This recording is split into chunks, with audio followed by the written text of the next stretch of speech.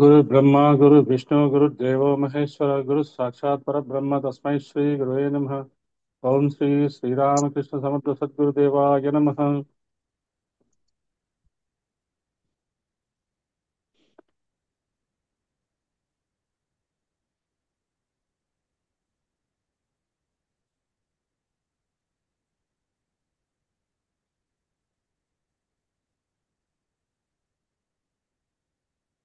ముద్గోదనాసక్త చిత్త శ్రీ ముద్గోదనాసక్త చిత్తాయే నమః. మనము ఏం చెప్పుకుంటున్నాము? షట్చక్రాలు విశుద్ధ చక్రం నుంచి చెప్తున్నారు ఇక్కడ. విశుద్ధ చక్రం నుంచి మూలాధారం వద్దకు వచ్చి మళ్ళీ ఆజ్ఞా చక్రం దగ్గరికి వచ్చి అప్పుడు సహస్రారానికి వెళ్ళమంటున్నారు. ఎందుకని అంటే ఆ, ఆ విశుద్ధి చక్రం ఆజ్ఞా చక్రం వరకు, ఆజ్ఞా చక్రం కింద కాలానికి బంధింపబడిన స్థితి, ఆజ్ఞా చక్రం పైన కాలాతీత స్థితి. అంటే టైము స్పేస్ డిస్టెన్స్ ఉండదు ఆజ్ఞా చక్రం పైన. ఆజ్ఞా చక్రం కిందే అన్ని ఉంటాయి. అది కూడా విశుద్ధి నుంచి స్టార్ట్ అవుతుంది అనమాట. ఈ విశుద్ధికి ఆజ్ఞకి మధ్యలో మనం ఆ జంప్ చేయటానికి ఆ కష్టపడాల్సి వస్తుంది. మళ్ళీ ఆజ్ఞా చక్రం నుంచి సహస్రారానికి జంప్ చేయడానికి కష్టపడాల్సి వస్తుంది. అంటే కష్టపడటం అంటే ఇక్కడ ఏం చెప్తున్నాము అంటే ఆ కొన్ని కొంత సమయం పడుతుంది అనుకుందాం. కష్టపడాలంటే ఏదో ఆ విపరీతంగా సాధనలు చేసేసో, లేకపోతే ప్రాణాయామాలు చేసో, లేకపోతే క్రియాయోగ అక్కడ దీక్షలు తీసి ఇక్కడ అంతా అంటే అలి అలసిపోయి పడిపోవడం వేరు. అలసిపోయి పని చేస్తూ చేస్తూ చదువుతూ చదువుతూ సాధన చేస్తూ లేదా ఇతరులకు సేవ చేస్తూ పడిపోవడం వేరు. కష్టపడి 24 గంటలు ఇదే పనిలో ఉండి నేను ఎట్లయినా సరే ఈరోజు సచక్ర జాగరణ జరిగిపోవాలి అనే ఆ తీరని కోరికతో మాత్రము అది చాలా సటిల్ డిఫరెన్స్ ఉంటుందన్నమాట. ఏంటంటే 100% ఎఫర్ట్ పెట్టాలి. పెడుతూ మన నిత్య జీవితాన్ని బ్యాలెన్స్ చేసుకోవాలి. మన శరీర ఆరోగ్యం చూసుకోవాలి. అప్పుడప్పుడు మన దగ్గర ఉన్న ధనాన్ని అంశదానము, ప్రతిభాదానము, సమయదానం ఇస్తూ ఉండాలి. చుట్టుపక్కల మన ఫ్యామిలీ రెస్పాన్సిబిలిటీస్, నైబర్స్ వాళ్ళని కూడా చూసుకుంటూ ఉండాలి. చూసుకుంటూ సాధన చేయాలి. అలా కాదు నేను సెక్లూడ్ అయిపోతాను, ఏకంగా ఉండిపోతాను, ఒక్కడనే కూర్చొని నేను సాధనలు చేసేస్తాను, అచీవ్ చేసేస్తాను అంటే అప్పుడు అది ఆ, కాలాతీత స్థితికి తీసుకెళ్ళదు. కాలాతీత స్థితికి వెళ్ళాలి అంటే బ్యాలెన్సింగ్ గా ఉండాలి. మనకి పురాణాల్లో చాలా కథలు చెప్తారు. ఆ, నారదుడు నారదుడికి విష్ణువు నీలా నీలాంటి భక్తుడు ఒకడు ఉన్నాడు, అతని దగ్గరికి వెళ్ళి చూసిరా అంటే ఒక కథలా చెప్తారు. ఒక రైతు పొద్దున్నే లేచి ఓం నమో నారాయణాయ అంటాడు. రోజంతా ఆయన తన పొలం పనులు చేసుకుంటాడు. సాయంత్రం పడుకోబోయే ముందు ఓం నమో నారాయణ అంటాడు, అంతే. ఈ డే టైమ్ తన పొలం పనులు, తన ఫ్యామిలీ రెస్పాన్సిబిలిటీస్, తన యొక్క నైబర్స్ నుంచి అతను చేసే పనులు కానీ అవన్నీ నిత్య జీవితం అనుకోండి. దాన్ని కూడా అతను భావనతో చేస్తాడు. అంటే బాధగా చేయడు. అందుకని ఏమైంది, 24 గంటలు నారాయణ ఉపాసన అయిపోయింది అనమాట. నారదుడు కూడా ఓహో, ఇటువంటి భక్తి కూడా నాకు తెలిసేటట్టు చేశాడు స్వామి అనుకొని ఆయనకి నమస్కారం చేసుకుంటాడు. అలా మనము అంటే నిత్య జీవితాన్ని మనము అసహించుకోవద్దు. మనం ఉన్న పొజిషన్ని అసలు అసహించుకోవద్దు. ఏదో చిన్న చిన్న ఆ, తక్కువలు ఎక్కువలు ఉంటాయి. నాకు ఇలా ఎందుకయింది, ఇలాగే ఎందుకయింది, నేను ఏమైనా తప్పు చేశానా, మా పిల్లలు ఏమైనా తప్పు చేశారా, ఏమీ వద్దు. మనం ఎలా ఉన్నామో అదే కరెక్ట్. ఎలా ఉన్నా కూడా మనకి లలితా సహస్రనామం మీద ధ్యాస కలిగింది కాబట్టి అమ్మ మనల్ని 100% మానిటరింగ్ చేస్తుంది కాబట్టి అమ్మ మనం ఎలా ఉన్నామో అలా కరెక్టే, అలా అది కరెక్టే. అంటే ప్రకృతి ఎల్లప్పుడూ కరెక్టే అని మాస్టర్ చెప్తుంటారు కదా, అదే మాట చెప్తున్నారు అన్నమాట. ఇక దాంట్లో గ్రోత్ కావాలని కూడా అమ్మని అడగడానికి తప్పు లేదు. పిల్లలకి 10 సంవత్సరాలుగా ఉద్యోగం లేదు, పెళ్ళిళ్ళు కావట్లేదు, అడగచ్చు, తప్పేం లేదు, అడగండి. కానీ అదే ధ్యాసతో ఉండి దిగులు పడద్దు. ఎందుకంటే మనము అమ్మ యొక్క సంరక్షణలో ఉన్నాము, గురువు యొక్క సంరక్షణలో ఉన్నాము. మొత్తము గురువు యొక్క పాదాల దగ్గర, అమ్మ యొక్క పాదాల దగ్గర వదిలేసి మనము హాయిగా ఉండొచ్చు. ఎఫర్ట్స్ పెట్టాలి, ఎఫర్ట్స్ పెడుతూ ఉండాలి. ఏది ప్రయత్నం లేకుండా ఏది జరగదు, ప్రయత్నం చేస్తూ ఉండాలి. ఇటు పిల్లల ఉద్యోగాల విషయమైనా, పెళ్ళిళ్ళ విషయమైనా, ఆరోగ్య విషయమైనా, తల్లిదండ్రుల విషయాలైనా, చుట్టుపక్కల వాళ్ళ విషయాలైనా మన పని మాత్రం మనం చేసుకుంటూ ఉండాలి. ఎందుకంటే ఈ నవరాత్రులు, షట్చక్ర జాగరణ, ఈ మనం ఇవ్వాల్సిన ప్రసాదాలు, తర్వాత ప్రెగ్నెంట్ ఉమెన్ కి ఇవ్వగలిగే ప్రసాదము, ఆ బిడ్డ యొక్క గ్రోత్, ఒకటో నెల, రెండో నెల, మూడో నెల, ఇవి చర్చించుకుంటున్నాం కాబట్టి మనము అన్ని విషయాల్ని మనము జాగ్రత్తగా ఆ, అవగాహన చేసుకోవటం మంచిది. అంటే life it self is beautiful. మనకి ఇటువంటి అద్భుతమైన వాతావరణంలో మనం జన్మ తీసుకోవడానికి అవకాశం ఇవ్వబడింది. ఇప్పుడు ఈ జన్మలో మనం ఏం చేసినా సేవ సేవా తత్పరతతో ఏది చేసినా అపురూపం అవుతుంది. కొన్ని తరాల వరకు మన గురించి చెప్పుకుంటారు. ఎందుకంటే చేసేవాళ్ళు లేరు. అంటే చాలా మంది అనుకుంటారు కలికాలంలో అనవసరంగా పుట్టాము, ఇంకొక 500 సంవత్సరాల ముందు పుట్టాల్సింది, ఇంకొక 500 సంవత్సరాల తర్వాత పుట్టాల్సింది. కానీ మనము డిసైడ్ చేసుకొని గురువుతో సంప్రదింపులు చేసుకొని ఈ తల్లిదండ్రుల్ని, ఈ ఈ వాతావరణాన్ని, ఇటువంటి విషయాల మధ్యలో మనమే డిసైడ్ చేసుకొని పుట్టాము అనేది మనకి బాగా అర్థం అవ్వాల్సిన విషయం. మరి మనమే డిసైడ్ చేసుకొని పుట్టి మనల్ని మనం ఇబ్బందిగా ఆలోచించుకోవడం కరెక్ట్ కాదు కదా. కాబట్టి ఇప్పుడు ఉన్న పరిస్థితులు సహజమే అని అనుకుంటూ, ఈ సహజమైన ఈ పరిస్థితుల్లో కూడా మనము ఎఫర్ట్లెస్ గా, హాయిగా, ఆనందంగా మనం గురువుల కార్యక్రమాలు, మన భౌతిక జీవితాన్ని ఆ, దైవీ చేతనత్వంతో లింకప్ చేసుకోవడం, జీవన్ దేవత సాధన చేయటం, ఇది మన కర్తవ్యం. అందుకనే ముద్గోజనాసక్త చిత్త. ముద్గోజనం అంటే తల్లికి చాలా ప్రీతిట. పెసరపప్పుతో వండిన అన్నం. ఇప్పుడు పెసరపప్పు అంటే ముంగ్దాల్ అనొచ్చా? ముంగ్దాలే కదా పెసరపప్పు. ఈ మహారాష్ట్ర అటువైపు కిచిడి కిచిడి చేస్తారు. అది ఇది ఒకటేనా? కిచిడి అవునండి. అంతే కదా అవునండి. పెసర. ఉమ్, కిచిడి అంటే కిచిడి వాళ్ళ కిచిడి అంటారు. మా వాళ్ళు సగ్గుబియ్యంతో వచ్చేసి చేస్తారండి. ముందల్ కిచిడికిలా ఉంటారు. వేరే వేరే సగ్గుబియ్యం. పప్పుతో కూడా చేస్తారు. సగ్గు బియ్యంతో కూడా పెస్- చేస్తారు. మామూలుగా రైస్, పెసలు కూడా పసు వేస్తారు. పసలు వేసి రకరకాలుగా చేస్తారు. అంటే ఆ మనకి లలితా సహస్రనామంలో చెప్పబడిన అన్ని మామూలు జనాల వరకు వచ్చేసింది. చాలా మందికి తెలియదు. ఇప్పుడు పులిహోర చేసుకుంటున్నాము.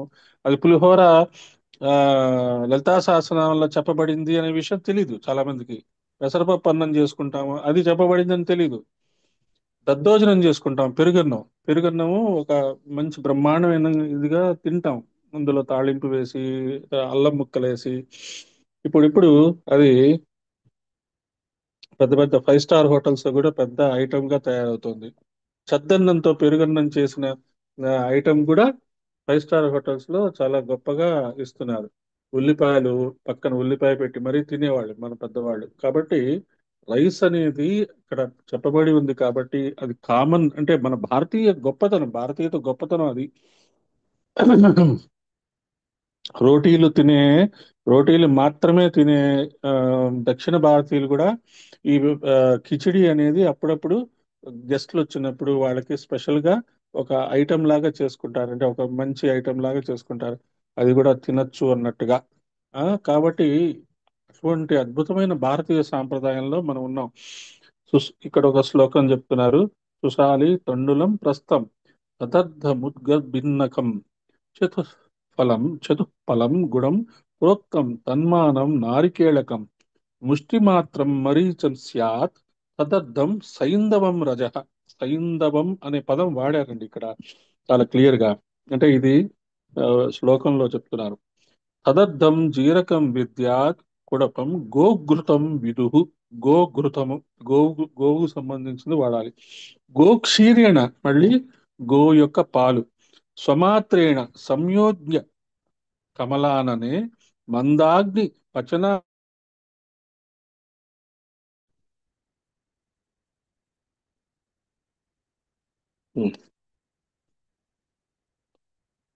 ఆ శ్లోకం మధ్యలో కట్ అయిపోయింది కాబట్టి మళ్ళీ చదువుదాం.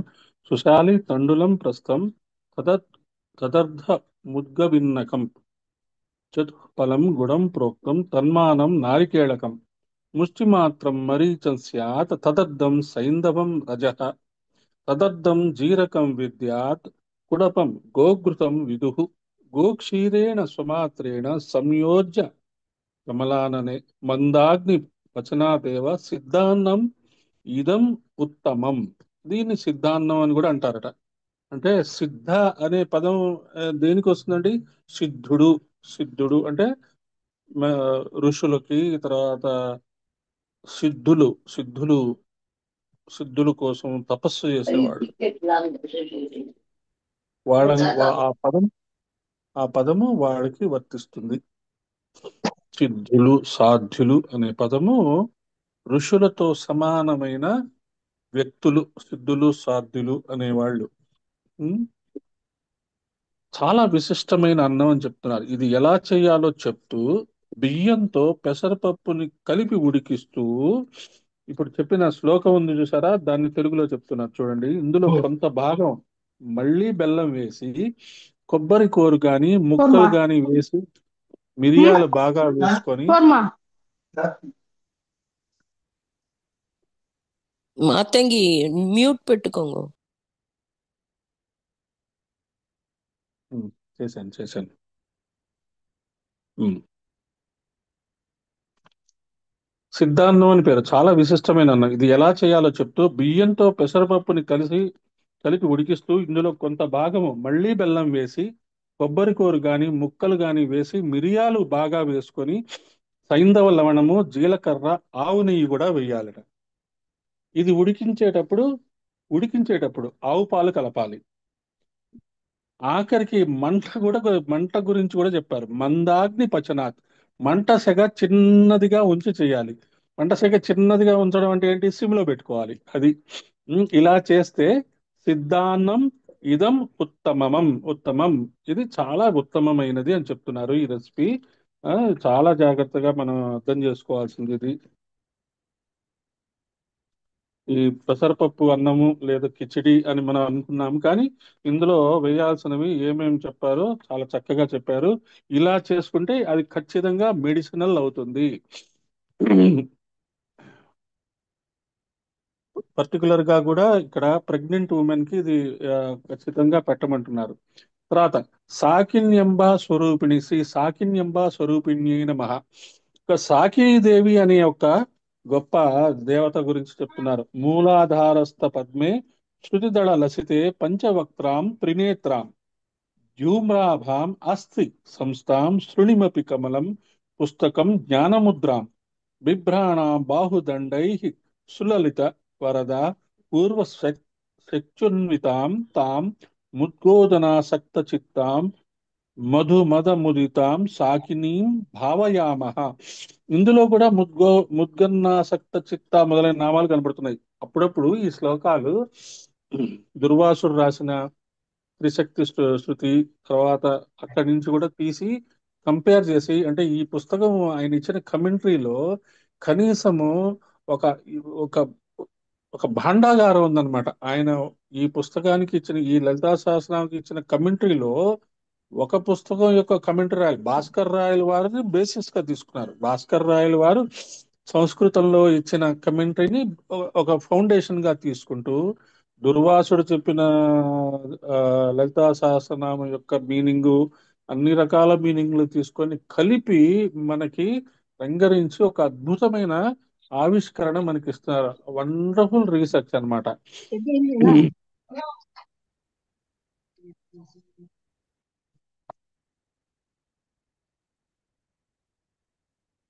తర్వాత 521 ఆజ్ఞాచక్రాబ్జ నిలయ నుంచి 527 హాకిని రూపధారిణి వరకు 7 నామాలు ఆజ్ఞాచక్ర స్థానం యొక్క విశేషం. ఆజ్ఞాచక్రంలో హాకినీ దేవి ఉంటుంది. ఇప్పుడు 521 దగ్గర ఉన్నాం మనం. 20 అయిపోయింది. 521 నుంచి 527 ఈరోజు డీటెయిల్డ్ గా మాట్లాడుకోవాలి. ఎందుకంటే కేవలం 7 నామాలు, 21, 22, 23, 24, 25, 26, 27, 7 నామాలు ఆజ్ఞా చక్రం గురించే చెప్తున్నారు. మనం ఆజ్ఞా చక్రం అంటే ఏదో ఒక ఆ, మనకి అది కూడా చాలా అద్భుతమైన విషయం ఏంటంటే ఆజ్ఞా చక్రం దగ్గరే బొట్టు పెట్టుకోమన్నారు. ఆజ్ఞాచక్రం పైన త్రిపుండ్రాలు ధరించమన్నాడు. ఆజ్ఞాచక్రం దగ్గర నుంచి నిలువునామాలు పెట్టుకోమన్నారు. ఏదైనా మన ఫాలభాగం అనేది ఉంది చూసారా, ఇది చాలా ఇంపార్టెంట్. అంటే లేడీస్ కి కూడా పాపిట బిళ్ళ అక్కడ ఆ, పెళ్ళైన వాళ్ళు అక్కడ పెట్టుకోవడం. సో ఎవ్రీథింగ్ కళ్ళ మన కళ్ళు కనుబొమ్మల దగ్గర నుంచి జుట్టు మొదల వరకు ఉన్న ఇదంతా చాలా అద్భుతమైన ప్లేస్ ఇది. ఆ, ఇక్కడ ఈ ఫాలభాగం అనేది మనము చాలా జాగ్రత్తగా చూసుకోవాల్సిన విషయం. అక్కడే మనము విభూతి రాసుకున్న, బొట్టు పెట్టుకున్న, నామాలు పెట్టుకున్న చక్కగా బ్రహ్మాండంగా ఆ, ఒక రకమైన భారతీయ తత్వం మనకు కనపడుతుంది. అది చాలా ఇంపార్టెంట్ గా, అందుకనే ఆ ప్లేస్ గురించి మనకి 7 నామాలు చెప్తున్నారు. జాగ్రత్తగా చూద్దాం. ఆజ్ఞాచక్రము అనే పద్మమునందు ఉన్న తల్లి ఆజ్ఞాచక్రాబ్జ నిలయ, శ్రీ ఆజ్ఞాచక్రాబ్జ నిలయాయ నమః. ఈవిడ సిద్ధమాత. ఈ ఆజ్ఞాచక్ర స్థానం చాలా విశేషమైనది. దీనికి త్రిపురా స్థానం అని కూడా పేరు.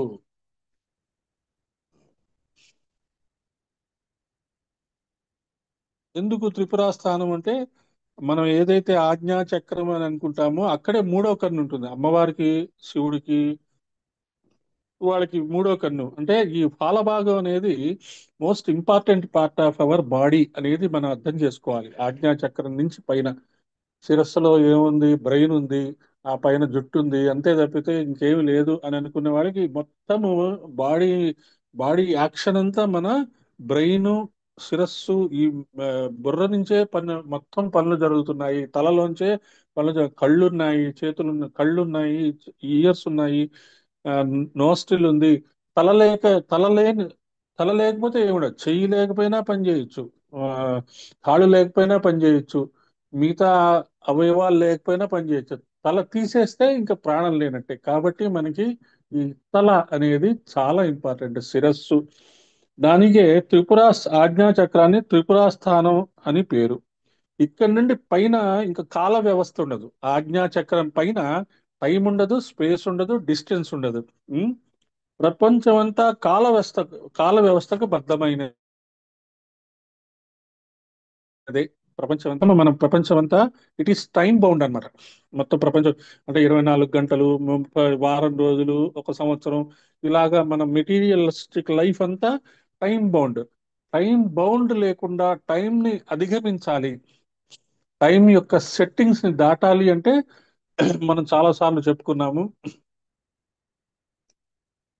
ఆధ్యాత్మికత, మన హయ్యర్ ప్లేన్స్ లో టైము, స్పేస్, డిస్టెన్స్ ఉండదు అని చెప్పుకున్నాము. ఆ వాక్యూమ్ లోకి మనం రాకెట్ లో వెళ్ళినప్పుడు కూడా అక్కడికి వెళ్ళి మళ్ళీ వెనక్కి వచ్చేటప్పటికి కొన్ని సంవత్సరాలు ఇక్కడ దాటిపోతాయి. ఎర్త్ ప్లానెట్ కే ఈ టైం అనేది ఫ్యాక్టర్ ఉంటుంది. పైన వెళ్ళే కొద్దీ టైం ఫ్యాక్టర్ అనేది ఉండదు. కాబట్టి ఆ ఎటర్నల్ నౌ లో గనుక మనం జీవించడం అలవాటు చేసుకుంటే మనము కూడా కాలానికి ఆ, కాలానికి you should not be a slave to the time. దానికి బానిస అవ్వకూడదు అనమాట. అంటే 24 గంటలు, 24 గంటల్లో 10 గంటలు, 6 గంటలు, 7 గంటలు, ఇలాగా మనము రెగ్యులర్ గా ఒక డైరీ ప్రకారం కనుక ఫిక్స్డ్ టైమింగ్స్ పెట్టుకొని కనుక మనం జీవించగలిగితే చక్కగా మన ఆరోగ్యం బాగుంటుంది. ఎప్పుడైతే అస్తవ్యస్తమైందనుకోండి, ఆరోగ్యం అనారోగ్యం అవుతుంది. కాబట్టి కాలానికి అనుగుణంగా ఉండటం మనకి అవసరం. ఆజ్ఞా చక్రం కిందనంతా కాల వ్యవస్థ. ఆజ్ఞా చక్రం కిందంతా కాల వ్యవస్థ. ఆజ్ఞా చక్రానికి పైన కాలాతీత వ్యవస్థ. ఆ కాలాతీత వ్యవస్థే శివశక్తిక రూపిణి తత్వం. శివుడు శక్తి అంతా ఎక్కడ సహస్రారంలో ఉండే తత్వము. ఉమ్, నిజానికి ఆజ్ఞా చక్ర స్థానము కూడలి స్థానము. కూడలి అంటే ఆ, చౌరస్తా అని కూడా చెప్తారు. ఆ, చౌరస్తాలో ఏమిటి, మనము 4 వైపుల నుంచి కనెక్ట్ అయి ఉన్న ఒక సెంటర్ అన్నమాట. అంటే తూర్పు, ఈస్ట్, వెస్ట్, నార్త్, సౌత్ అలా అర్థం చేసుకుందాం. ఈస్ట్, వెస్ట్, నార్త్, సౌత్ మనం ఉన్న చోట east, west, north, south centre లో ఒక పోల్ ఉంటుంది. అక్కడ పోలీసు నిల్చొని ఉంటాడు. సో ఆజ్ఞా చక్రంలో ఇక చౌరస్తాలో పోలీసు నిల్చొని ఉంటాడు. ఆజ్ఞా చక్రంలో ఎవరు నిల్చొని ఉంటారు? గురువు నిల్చొని ఉంటాడు. అది చాలా జాగ్రత్తగా అర్థం చేసుకోండి. గురువు ఉంటాడు అక్కడ. గురువు he transcends you from time bound to timelessness. ఆయన మనల్ని దగ్గరుండి మానిటర్ చేస్తాడు. ఆజ్ఞా చక్రంలోనే మొత్తము యోగం అంతా ఉంది. లాహిరి మహాశయ చెప్పిన క్రియాయోగం అయినా సరే, ఏ యోగం అయినా సరే, ఆ కూటస్థ చైతన్యం అంటాడు ఆయన. లాహిరి మహాశయ క్రైస్ట్ కాన్షియస్నెస్ గా దాన్ని ట్రాన్స్లేట్ చేశారు. క్రీస్తు, క్రైస్తు అంటే అది ఒక జీసస్ క్రైస్ట్ అనే కాదు, అది ఒక ఒక చైతన్యం అన్నమాట. కూడలి, కూటస్థము. కూటస్థము అంటే ఆజ్ఞాచక్రము. కాబట్టి that is a boundary limit to go beyond time. అక్కడ నుంచి మనము, అందుకనే ఈ 7 నామాలను చాలా జాగ్రత్తగా ఎక్కువగా డిస్కస్ చేసుకోవాలి బాగా. మనం దాని గురించి ఎంత డిస్కస్ చేసుకుంటే అంత బాగా అర్థం ఉంది. మాకు ఆజ్ఞా చక్రం గురించి తెలుసండి, రెండు రెండు రేకులు, టూ పెటల్డ్ లోటస్ ఉంటుంది, దాంట్లో ఏ అక్షరాలు ఉంటాయి, కలర్స్ తెలుసు, అవి తెలుసు. అది కాకుండా అసలు అంటే ఎలా చెప్పచ్చు అంటే, ప్రైమ్ మినిస్టర్ నరేంద్ర మోడీ అండి మాకు బాగా తెలుసు, కానీ the functions of prime minister మనకు తెలియదు. How much area he's governing తెలియదు. ఏంటి ఆయన పవర్స్ ఏంటి అవన్నీ మనకు తెలియదు. ఏదో prime minister of India, president of America, లేకపోతే ఇంకో ప్రెసిడెంట్ ఆఫ్ యూకే, వాళ్ళ పేర్లు తెలుసు, కానీ వాడి పవర్స్ ఏంటి, వాడి యొక్క లక్ష్యం ఏంటి, వాడి యొక్క పనులు ఏంటి, ఏం పవర్స్ ఉన్నాయో తెలియదు. కాబట్టి ఆజ్ఞా చక్రంలో ఆ రెండు ఆ, రెండు టూ పెటల్డ్ లోటస్ ఉన్నది, అందులో అక్షరాలు తెలుసు, కలర్స్ తెలుసు, కానీ అసలు దాని పవర్స్ ఏంటో తెలియదు. ఆజ్ఞా చక్రాన్ని బ్రాడ్ గా మనం డిస్కస్ చేసుకుంటాం ఇక్కడ. ఈ కూడలి, నిజానికి ఆజ్ఞా చక్ర స్థానము కూడలి స్థానము. ఈ కూడలి స్థానము ఖండత్రయ, మండలత్రయ, కూటత్రయముల యొక్క కూడలి. ఏంటండి? ఖండములు, మండలములు, కూటములు, వాటికి ఒక కూడలి. కూటత్రయ మంత్రంలో మళ్ళీ 3 కూటములు. అదే ఖండత్రయం అంటే సూర్యుడు, చంద్రుడు, అగ్ని. సో ఆజ్ఞాచక్రంలో ఉండేది ఏంటి? ఖండత్రయము. అంటే ఖండత్రయం అంటే సూర్యుడు, చంద్రుడు, అగ్ని. కూటత్రయం అంటే 3 కూటములు. మనకు తెలుసు కదా 3 కూటములు. వీటన్నిటి యొక్క కూడిక. ఇకపోతే ఇడా, పింగళ, సుషుమ్నాల యొక్క సంగమ స్థానం కూడా అదే. ఇడా, పింగళ, సుషుమ్న యొక్క సంగమ స్థానం కూడా అదే. మనము మూలాధారం నుంచి ఇలా లెఫ్ట్ సైడ్ నుంచి ఇలా ఇలా అలా పాములాగా ఆజ్ఞా చక్రం వరకు వస్తుంది. రైట్ సైడ్ నుంచి ఇలా ఇలా ఎయిట్ ఎయిట్ ఆకారంలో ఆ, పైకి పైకి వస్తుంది. ఇది ఇడ, పింగళ. ఆ శ్వాసని మనము ఆ, అలా పీల్చుకుంటూ ఆజ్ఞా చక్రం దగ్గరికి వచ్చి మళ్ళీ ఆజ్ఞా చక్రం నుంచి మూలాధారం దగ్గరికి వెళ్తాం. శ్వాసని పీల్చుకునేటప్పుడు మనం మానసికంగా మూలాధార చక్రం నుంచి ఇలా పాములాగా ఇలా వెళ్ళి ఇలా వెళ్ళి ఇలా వెళ్ళి మళ్ళీ స్వాదిష్టానం వెనక నుంచి మళ్ళీ మణిపూర చక్రం కుడివైపు నుంచి మళ్ళీ వెనక నుంచి ఇలా ఒక పాములాగా మనం ఊహించుకుంటాం. ఊహించుకొని ఆజ్ఞా చక్రం దగ్గరికి వచ్చి మళ్ళీ అక్కడి నుంచి మళ్ళీ వెనక్కి వచ్చేటప్పుడు మళ్ళీ అది కంప్లీట్ చేస్తాం. ఇది మనకి ఇడా, పింగళ, సుషుమ్ల యొక్క సాధనా స్థితి. అందుకే దీని పేరు త్రిపురా స్థానం అన్నారు. ఎందుకంటే త్రిపుండ్రములు, ఖండత్రయము, మండలత్రయము, కూటత్రయములు, 3 కూటములు. తర్వాత సూర్య, చంద్ర, అగ్ని, ఎడ, పింగళ, సుషుమ్న ఇవన్నీ గురించి చెప్పి ఉన్నారు. కాబట్టి ఆజ్ఞా చక్రము is the centre everywhere, circumference nowhere అంటారు. ఇక్కడ నుండి అంతా చంద్రమండల విషయంగా చెప్పబడుతుంది కనుక ఈ సాధనా క్రమంలో బిందువుని ధ్యానించడం ఇక్కడ కూడా కనపడుతుంది. అటువంటి భవ్యమైన ఆజ్ఞా చక్రార్జున నిలయ. దీని పేరు ఆజ్ఞ అనగా సమస్త ఇంద్రియాలను శాసించేది. సమస్త ఇంద్రియాలని శాసించేది ఇక్కడి నుంచి అన్నమాట. అంతఃకరణ యొక్క ప్రేరణ వల్ల ఇంద్రియాలు పనిచేస్తున్నాయి. అంతఃకరణ శక్తికి కేంద్రం ఆజ్ఞాచక్ర స్థానం. మనము అంతఃకరణ విజ్ఞానం గురించి మనం చెప్పుకుంటాం కదా, సకల సమర్థ సద్గురు స్పర్శ జ్ఞానంలో మనస్సు, బుద్ధి, చిత్తము, అహంకారం. ఆజ్ఞాచక్రం నుంచి సహస్రారం వరకు 4 స్టెప్పులు వేస్తాము. మనస్సు, బుద్ధి, చిత్తము, అహంకారం. 2 స్టెప్పులు వేస్తాము. రెండింటికి మనస్సు, బుద్ధి, చిత్తము, అహంకారము అని అనుకుంటాము. అది అంతఃకరణ విజ్ఞానంగా చెప్పబడుతుంది. అది బ్రిడ్జింగ్ ఆఫ్ అంతఃకరణ అంటారు. ఆజ్ఞా చక్రం నుంచి మీరు సహస్రారం వరకు మీరు ఏ బ్రిడ్జ్ అయితే ఆ, కట్టుకోవడానికి ప్రయత్నం చేస్తున్నారో ఆ బ్రిడ్జికి కావాల్సినవి ఏంటి? మనస్సు, బుద్ధి, చిత్తము, అహంకారము. అది అంతఃకరణ. అందుకని ఆజ్ఞా చక్రము గురించి దగ్గర మనం అన్ని గుర్తు చేసుకుంటున్నాం అన్నమాట. ఇది కూడా స్థానం గనక ఇటు పరమాత్మకి ఇటు ప్రపంచానికి ఉన్న అనుబంధం ఇక్కడ తెలుస్తుంది. ఆజ్ఞాచక్రం పైన పరమాత్మ, ఆజ్ఞాచక్రం కింద ప్రపంచము. అందుకు ఈ స్థానం వద్దనే ధ్యానం చేయాలి. మన పెద్దలు ఈ స్థానం వద్దనే బొట్టు పెట్టుకోమంటారు. అందుకనే బొట్టు పెట్టుకుంటారు. మనకి గురువు గారు ఏం చెప్పారు? ఉంగరం వేలుతో బొట్టు పెట్టుకోండి అంటారు. చందనస్య మహత్పుణ్యం పవిత్రం పాపనాశనం ఆపదాం హరతే నిత్యం లక్ష్మీ తిష్టతి సర్వదా. ఆయన లక్ష్మి అక్కడ ఉంటుంది నాయన. నువ్వు బయటికి వెళ్ళేటప్పుడు, ఏదైనా పనులు చేసేటప్పుడు, ఏదైనా ఊరికి వెళ్ళినప్పుడు, ఎక్కడికైనా వెళ్ళేటప్పుడు అక్కడ పెట్టుకొని మీరు బయలుదేరితే లక్ష్మి నీతో ఉంటుంది. నీకు ఎక్కడ ఇబ్బందులు కలగవు అని చెప్తున్నారు. అక్కడ బిందు రూపంగా ఉంటుంది కనుకే దాని సంకేతంగా బిందు రూపంగా అక్కడ బొట్టు పెట్టుకోవడం కనిపిస్తుంది. బిందువే అక్కడ ప్రధానంగా చెప్పబడుతుంది. చక్కగా రౌండ్ గా గనక అక్కడ గనక బొట్టు పెట్టుకుంటే అది శ్రీచక్రం యొక్క బిందు స్థానంగా మనకి అర్థం చేసుకోవచ్చు. ఇక్కడ నుండి పైభాగం అంతా చంద్రమండల వ్యాపకత్వానికి సంకేతంగా భస్మధారణ, ఊర్ధ్వ పుండ్రధారణ వచ్చాయి. మొత్తానికి భారతీయ సంస్కృతిలో ఇప్పుడు ఏవైతే చిహ్నధారణ అని చెప్పబడుతున్నాయో అవన్నీ యోగ శాస్త్రాన్ని, మంత్ర శాస్త్రాన్ని ఆధారం చేసుకొని ఉన్నాయి. చెరిపేసుకొని తిరగడానికి శాస్త్రం అక్కర్లేదు, పెట్టుకోవడానికి శాస్త్రం కావాలి. ఆ తల మనకి నుదుటి మీద ఆ ఆ, విభూతి పూసుకుంటావా, లేకపోతే నిలువు నామాలు పెట్టుకుంటావా, లేకపోతే బొట్టు పెట్టుకుంటావా, లేకపోతే పాపెట పెట్టుకుంటారా, లేకపోతే ఇంకేదైనా పెట్టుకుంటారా అంటే పద్ధతి ఏంటో మనకి తెలియాలి. ఏమీ పెట్టుకొని నేను నాకేం అవసరం లేదు, నేను అసలు అంతా చాలా పై లెవెల్లో ఉన్నానంటే నీకు శాస్త్రం అవసరం లేదు, ఏం అవసరం లేదు. హాయిగా నీ పాటికి నువ్వు తిరుగుతూ ఉండు. అందుకని ఇక్కడ ఏం చెప్పారు అంటే భస్మధారణ మనము శివుడి భస్మధారణ అడ్డంగా తీసుకుంటాము. తర్వాత ఊర్ధ్వ పుండ్ర ధారణ, పైకి కూడా మనం భస్మం పూసుకోవచ్చు. ఊర్ధ్వ పుండ్రము అంటారు. తర్వాత నామాలు, విష్ణు నామాలు పెట్టుకుంటారు.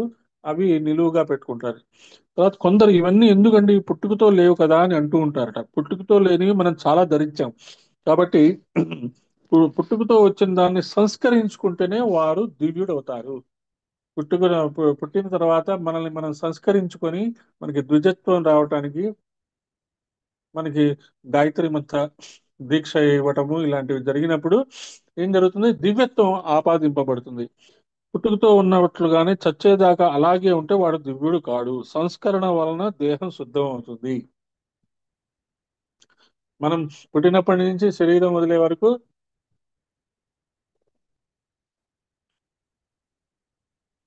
ఏ రకమైన సంస్కరణ లేకుండా అలాగే జీవించాం అనుకోండి, ఇంకెంతే మామూలుగా జీవించినట్టే. కానీ మనము గాయత్రి మంత్రం తీసుకోవటం, లలితా సహస్రనామాన్ని నేర్చుకోవటం, తర్వాత మన పేరెంట్స్ దగ్గర నుంచి ఒక లెగసీని తీసుకుంటాము. ఏది? మన ప్రాపర్టీలు, ఇళ్ళు అవి కాదు. మన పేరెంట్స్ దగ్గర నుంచి మంచి ఆచారాలు అదే మన పేరెంట్స్ మనకిచ్చే మోస్ట్ వాల్యుబుల్ ప్రాపర్టీ. మనం కూడా మన పిల్లలకి ఇవ్వాల్సింది అదే. ఏది? Customs and traditions of our families. మన ఫ్యామిలీ, మీరు బ్రాహ్మణైనా సరే, వేరే ఏదైనా సరే, ఏవైనా సరే, మీకు ఖచ్చితంగా ఆ, ఏదో ఒక కస్టమ్స్ అండ్ ట్రెడిషన్స్ మీ పెద్దవాళ్ళ దగ్గర నుంచి వస్తాయి. దాన్ని చక్కగా అలాగే ఫాలో అవ్వటం మనకి ఇవ్వబడిన కర్తవ్యం. సంస్కరణ వలన దేహం శుద్ధం అవుతుంది. సంస్కరణ వలన మానవత్వానికి దైవత్వం వస్తుంది. ఈ సంస్కారంలో భాగాలే తిలకధారణ, కుంకుమ ధారణ, భస్మధారణ, ఊర్ధ్వపుండ్ర ధారణ. ఇవన్నీ గొప్పవే. దేని ప్రాధాన్యం దానికి ఉంది. మన పెద్దవారు ప్రధానంగా భస్మధారణం, గోపీ చందనం, కుంకుమ ఈ మూడింటికి ప్రాధాన్యం ఇచ్చారు. గోపీ చందనం ఊర్ధ్వముగా ధరించుట, భస్మధారణ తిర్యక్కనగా అడ్డంగా ధరించుట, కుంకుమ ధారణ బిందు రూపముగా ధరించుట వైదికమైన సాంప్రదాయం ప్రకారంగా వస్తున్నాయి. ఎవరి పద్ధతుల్లో వారు భూమధ్య స్థానంలో ఉన్న ఆ దివ్య శక్తిని ఆరాధించాలి. ఆజ్ఞాచక్రం అందుకనే అంత విశేషంగా చెప్తుంది.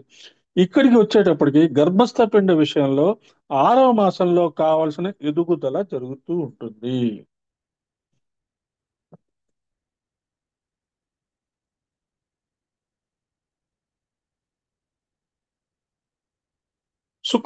శ్రీ శుక్లవర్ణాయ నమః. ఇక్కడున్న తల్లి శుక్లవర్ణము అంటే ఏంటి? తెల్లని కాంతులు. ఈవిడికి 6 ముఖాలు ఉంటాయి అనేది తర్వాత నామము. షడానన, శ్రీ షడాననాయే నమః. ఇక్కడికి వచ్చేటప్పటికి 6 చక్రములు 6 ముఖములు అవుతున్నాయి. షడానన అన్నప్పుడు 5 శివతత్వాలు, ఒకటి అమ్మవారి శక్తి యొక్క స్వరూపం కలిపితే 6.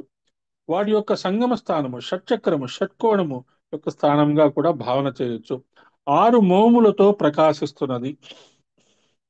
అంతేకాదు మనస్సుకి 6వ ఇంద్రియం అని పేరు. మైండ్ ఈజ్ ది 6th ఇంద్రియము. సిక్స్త్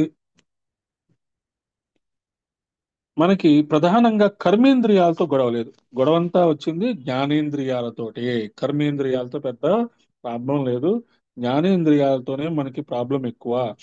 ఏంటి? త్వక్, చక్షు, స్తోత్రు, జిహ్వ, ఆఘ్రాణములు ఇవే జ్ఞానేంద్రియాలు. కర్మేంద్రియాలంటే చేతులు, కాళ్ళు మొదలైనవి.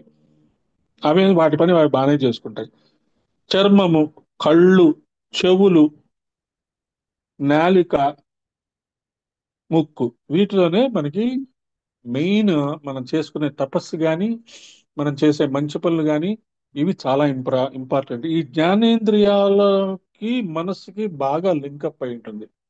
మనం ఏది మాట్లాడినా, ఏది వాసన చూసినా, ఏది టచ్ చేసినా అది బ్రెయిన్కి వెళ్ళి అది ఫలానా అని చెప్పేది బ్రెయిన్. బ్రెయిన్ అంటే మనకి మనకి సైన్స్ ప్రకారం బ్రెయిన్ అంటాము, మన భాషలో మనస్సు అంటాం, మైండ్ అంటాం. కాబట్టి ప్రపంచంలో దేనినైనా తెలుసుకునేది, తెలియజేసేది వీటితోనే. చర్మము, కన్ను, చెవి, నాలుక, ముక్కు ఇవి జ్ఞానేంద్రియాలు, మిగిలినవి కర్మేంద్రియాలు. ఇవన్నీ కూడా జ్ఞానేంద్రియాల ప్రేరణతో పనిచేస్తుంటాయి. పంచ తన్మాత్రలను గ్రహించడానికి పంచ జ్ఞానేంద్రియాలు ఉన్నాయి. పంచ తన్మాత్రలు గ్రహించడానికి పంచ జ్ఞానేంద్రియాలు ఉన్నాయి. ఈ పంచ జ్ఞానేంద్రియంలో నియమించేది మళ్ళీ మనస్సు. ఇది గాని కలవకపోతే వీటి గురించి తెలియదు. అందుకు మనస్సు అనేది మనుషష్టానీంద్రియాణి అని చెప్పినట్లుగా 5+1 కలిపితే 6. ఈ 6 పరమేశ్వరునికి అర్పణ చేయగలమే గొప్ప యోగము. మనసా వాచా కర్మణ నేను నీకు భర్తని, మనసా వాచా కర్మణ నేను నీకు భార్యని అని మనము మ్, పెళ్ళప్పుడు ప్రామిస్ చేసుకుంటాము. భగవంతుడికి ఏం చెప్తాము? నా చర్మము, నా కన్ను, నా చెవి, నా నాలుక, నా ముక్కు, నా మనస్సు కూడా నీదే. మన 6 ముఖ్యమైనవి ఇంద్రియాలు, మనస్సు భగవంతుడికి సమర్పణ చేసుకోవడం అనేది చాలా ఇంపార్టెంట్. మనం మనం ఏం చేస్తాము? నమస్కారం చేసుకుంటాము, పాదాలకి నమస్కారం చేసుకుంటాము, గురువులు పెద్దవాళ్ళు కనబడితే సాష్టాంగ నమస్కారం చేసుకుంటాము, ఒక ప్లేట్లో పెట్టి ఆ పాదాలు కడిగి ఆ నీరు నెత్తిన చల్లుకుంటాము, ఆ నీరు తాగుతాము, ఇన్ని చేస్తాము. కానీ మనస్సుని సమర్పించడం మనకి చేత కావట్లేదు. మనల్ని మనం సమర్పించుకోవడం మనల్ని చేత కావట్లేదు. అది నేర్పుతుంది అమ్మవారు ఇక్కడ. షడానన అంటే శ్రీ షడాననాయ నమః. అది ఇక్కడ నీ పాద పద్మములందు నా జీవుడు 6 పాదములతో ఆశ్రయిస్తున్నాడు అన్నారు. షట్పదములు అనగా తుమ్మెద అని కూడా ఒక అర్థం ఉంది. తుమ్మెద పద్మాన్ని ఆశ్రయించినట్లుగా మన జీవుడు కూడా 6 పాదములతో అమ్మవారిని ఆశ్రయిస్తున్నారు. 6 పాదములు అంటే పంచ జ్ఞానేంద్రియాలతో నువ్వు ఒక మనసుతోను కలిసి అమ్మవారిని ఆశ్రయించడం. నేను నా చర్మము నీ కోసమే ఎప్పుడూ తప్పిస్తుంది, నీ స్పర్శ కోసమే తప్పిస్తుంది. నా కన్ను నిన్ను చూడడానికే ఆ, తయారు చేయబడింది. నా చెవులు నీ యొక్క నామాలు వినటానికి మాత్రమే ఉన్నాయి. నా నాలుక నీ నీ గురించి జపం చేయడానికే ఉన్నది. నా ముక్కు నీ యొక్క అద్భుతమైన ఆ, మనస్సు, నీ యొక్క సౌందర్యాన్ని, నీ నీ ద్వారా వచ్చే అద్భుతమైన పరిమళాన్ని, ఆ ఆ ఆనందం అనే పరిమళం, ఆ ఆ తర్వాత మంచి మంచి పనుల యొక్క పరిమళము ఆస్వాదించడానికే నేనున్నాను. నీకు సమర్పించే ఆ పూల యొక్క పరిమళం, ఆ ఆ పరిమళం నేను ఆస్వాదించడానికి నా ముక్కు ఉన్నది అని గనక మనము అమ్మవారికి సమర్పణం చేసుకుంటాము. కమలాక్షు నర్చించు కరములు కరములు అంటే అదే కమలాక్షుని. ఈ చేతులు దేనికి తయారు చేయబడ్డాయి? కమలాక్షుని అర్చించడానికే తయారు చేయబడ్డాయి. మిగతా పనులు చేయకూడదని కాదు. మిగతా పనులు చేసినా ఫోకస్ అక్కడే ఉండాలి.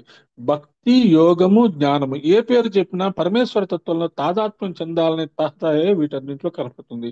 ఇందుకు ప్రధానమైన ఆజ్ఞాచక్రం గురించి ఎక్కువే ఇస్తాను. దీనికే జ్యోతిర్లింగ స్థానం అని కూడా పేరు. మన శరీరంలో జ్యోతిర్లింగం ఉందని చెప్తున్నారు. బయట ఎన్ని ఉన్నాయండి? 12 ఉన్నాయి. ఆ 12 మన శరీరంలో ఆజ్ఞా చక్రంలో జ్యోతిర్లింగంగా ఉన్నది. అక్కడే మనము దీపం చూసుకుంటాము, అక్కడే మనం గురువు యొక్క పాదాలు చూసుకుంటాం, అక్కడే మనము కాంతిని చూసుకుంటాం. కాబట్టి జ్యోతిర్లింగము కూడా అదే అని చెప్తున్నారు. జ్యోతి జ్యోతినిచ్చే లింగమే జ్యోతిర్లింగము. మనము కూడా ప్రపంచానికి, మనుషులకి, మన వాళ్ళ చుట్టుపక్కల వాళ్ళకి మనం గనక ఆ జ్ఞానము గనక పంచగలిగితే మనము కూడా జ్యోతిర్లింగం అయిపోతాము. మనమే జ్యోతిగా తయారవుతాము. జ్యోతి జ్యోతిషే జలే. పరమేశ్వరుని యొక్క జ్యోతి స్వరూపాన్ని ధ్యానించవలసిన స్థానం అది. భగవద్గీతలో స్వామివారు జ్ఞానయోగం చెప్పేటప్పుడు నాసాగ్రమునందు దృష్టి ఉంచాలి అన్నది ఇదే చోటు. భగవద్గీతలో నాసాగ్రమునందు దృష్టి ఉంచాలి అనేది ఆజ్ఞాచక్రమే. క్రియాయోగ వాళ్ళు ఏం చెప్పుకుంటారు? నాసము అంటే మన నాసాగ్రము అంటే ముక్కు గురించి చెప్పారు కాబట్టి క్రియాయోగం గురించి చిన్న కృష్ణుడు హింట్ ఇచ్చారు అని చెప్తారు. సో క్రియాయోగం వాళ్ళు ఆ నాసాగ్రం గురించి చెప్పిన ఆ కృష్ణుడు చెప్పారు అని అనుకున్నా కరెక్టే. క్రియాయోగంలో కూడా ఆజ్ఞాచక్రము, మన యొక్క ముక్కు రెండు మోస్ట్ ఇంపార్టెంట్ కాబట్టి, అంటే శ్వాస మీదే ధ్యాస చేయడమే క్రియాయోగం ఉంచడమే కాబట్టి ఆ ఆజ్ఞాచక్రము మన యొక్క నాసికాగ్రము, మన యొక్క నాసిక చాలా ముఖ్యమైనవి. అది అర్థం చేసుకోవాలి. తర్వాత మజ్జా సంస్థ, శ్రీ మజ్జా సంస్థాయే నమః. ఇది ఎముకల లోపల ఉండే ఒకానొక గుజ్జు పదార్థం. దీని వలన ఎముకలకి గట్టితనము, కీళ్ల సందులో ఎందు ఉన్న స్థితి ఏర్పడతాయి. మోకాళ్ళ నొప్పులు వస్తున్నాయి, అక్కడ ఏమంటారు వాళ్ళు డాక్టర్లు, అక్కడ ఉన్న ఆ లిక్విఫైడ్ మజ్జు అరిగిపోయిందండి, అందుకని అక్కడ వేరే ఇది పెడతాం మేము అని చెప్తారు. ఆ మజ్జ ధాతు దాని వల్లే మనకి ఎముకల్లో ఉండే గట్టితనము దాని వల్లే వస్తుంది. శరీరంలో ఇది చాలా ప్రధానమైన ధాతువు. మనకి 6 ధాతువులు చెప్పారు కదా, 6 ధాతువుల గురించి మనం చెప్పుకున్నాం కాబట్టి అటువంటి మజ్జా ధాతువుకి నియామకురాలుగా దాని మీద అధిష్ఠించి ఉన్న ఈ హాకిని తల్లి ఆజ్ఞా చక్రాబ్జ నిలయ. సో ఆజ్ఞా చక్రాబ్జ నిలయ అన్నప్పుడు ఏ తల్లి గురించి మాట్లాడుకున్నాం? హాకిని తల్లి. ఆవిడే మజ్జా సంస్థ, మన శరీరంలో ఉండే మజ్జా సంస్థకు కూడా ఆవిడే నియామకురాలు. హంసవతి ముఖ్య శక్తి సమన్విత, శ్రీ హంసవతి ముఖ్య శక్తి సమన్వితాయే నమః. ముఖ్య అంటే మొదలైన, హంసవతి మొదలైన శక్తులతో ఉన్నది. ఆజ్ఞాచక్రంలో 2 దళాలే ఉంటాయి, ఇది మనందరికీ బాగా తెలిసిందే. ప్రధానంగా ఇద్దరే ఉన్నారు, వారు హంసవతి, క్షమావతి. మొదటి అక్షరాలు తీస్తే హ, క్ష. ఇంత ముందు కూడా మనం చెప్పుకున్నాము. అ, ఆ, ఈ, ఉ, ఏ, ఐ. ఆ, ఉ అలా కాదు. అ, ఆ, ఈ, రూరు, లూలు, ఆ, అమ్మహ అని 16 అక్షరాలు చెప్పుకున్నాం. విశుద్ధి చక్రంలో ఆ అక్షరంతో పేర్లు చెప్పబడిన అమ్మవార్ల పేర్లు కూడా చెప్పుకున్నాము. ఇవంతా ఆ వసిన్యాది వాగ్దేవతలు మన శరీరాన్ని తయారు చేస్తూ ఏ స్థానంలో ఎంతమంది దేవతలను పెట్టాలి, వాళ్ళ పేర్లు ఏంటి అని ఫిక్స్ చేస్తూ రాసిన లలితా సహస్రనామం చదువుకుంటూ మనము ఈ విషయాన్ని అర్థం చేసుకుంటున్నాం. ఆజ్ఞాచక్రంలో ఏం పెట్టారు? 2 అక్షరాలు పెట్టారు, హ, క్ష. అంటే హంసవతి, క్షమావతి. ఈ 2 అక్షరాలే 2 దళాలుగా ఉన్నాయి. వాటి నడుమ ప్రకాశిస్తున్న తల్లి. ఆ తల్లికి నివేదన ఏంటి? హరిద్రాన్నైక రసిక. హరిద్రాన్నైక రసిక, శ్రీ హరిద్రాన్నైక రసికాయ నమః. హరిద్రాన్నం అంటే మనకు తెలుసు, మనందరికీ లలితా సహస్రనామం తెలుసు. నవరాత్రులు అప్పుడు వాట్సాప్లో ఏ రోజు ఏ రకమైన ప్రసాదం ఇవ్వాలో చెప్తుంటారు, అవన్నీ మనకు తెలిసిందే. కానీ దానిలో ఉన్న యోగార్థము, ఎందుకు ఆ ప్రసాదమే పెట్టారు అనేది మనం ఇక్కడ డీటెయిల్డ్ గా డిస్కస్ చేసుకుంటున్నాం. ఏక శబ్దానికి ప్రధానం అని అర్థం. రసిక అంటే రసజ్ఞత, ప్రీతి కలిగినది అని అర్థం. హరిద్రాన్నమునందు ప్రీతి కలిగిన తల్లి. ఈ సిద్ధమాత అనే దేవతకి హరిద్రాన్నం అంటే చాలా ప్రీతి అంట. హరిద్ర అంటే ఏంటి? పసుపు. మరీచి రజనీ చూర్ణై జీరకాద్యైశ్చ సంయుతం ఆజ్యేన సంప్లుతం దేవి హరిద్రాన్న మితీరితం. ఇక్కడ హరిద్రాన్నంకి యొక్క రెసిపీ కూడా ఇచ్చేసారండి. చూడండి, మిరియాలు జీలకర్ర, మిరియాలు జీలకర్ర అన్నిట్లో కామన్ గా వస్తుంది. పసుపు, ఆవు నెయ్యి కలిపి ఉన్నది హరిద్రాన్నం. ఇది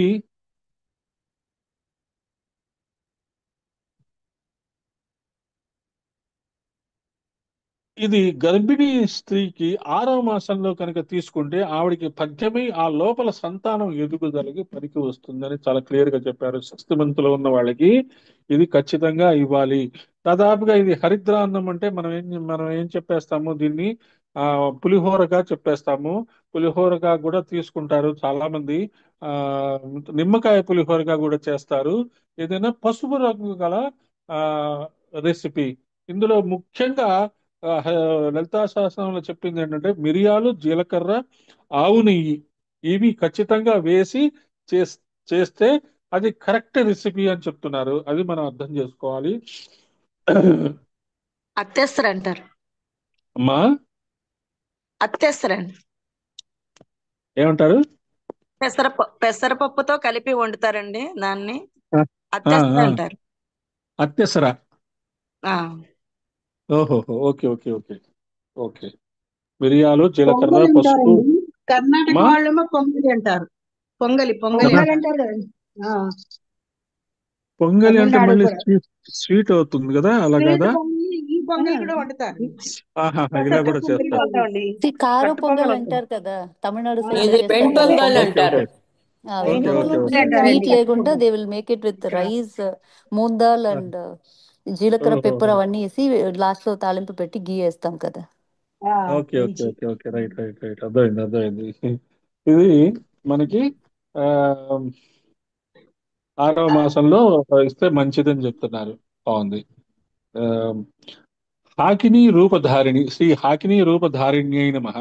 ఇక్కడ ఈ తల్లి పేరు హాకిని. ఈ తల్లి యొక్క బీజము శక్తి, కీలకము, న్యాసము అన్ని హకారంతో కూడి ఉంటాయి కనుక హాకిని. ఈ పేర్లు కూడా చాలా జాగ్రత్తగా గుర్తు పెట్టుకొని చేసుకుంటే చాలా విశేషము.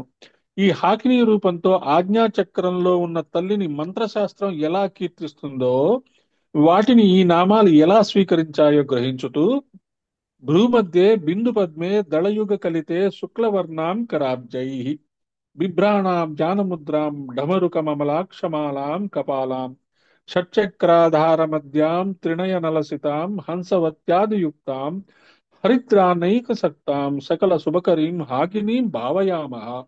ఆ తల్లి చేతిలో జ్ఞానముద్ర, డమరుకము, అక్షమాల, కపాలము ధరించి ప్రకాశిస్తుందట. ఇక్కడ నామవర్ణనలో అమ్మవారి ఆయుధాల గురించి వర్ణించి చెప్పలేదు. మంత్రశాస్త్రంలో ఉన్న దానిని ఇక్కడ తీసుకొని ధ్యానం చేసుకోవచ్చు.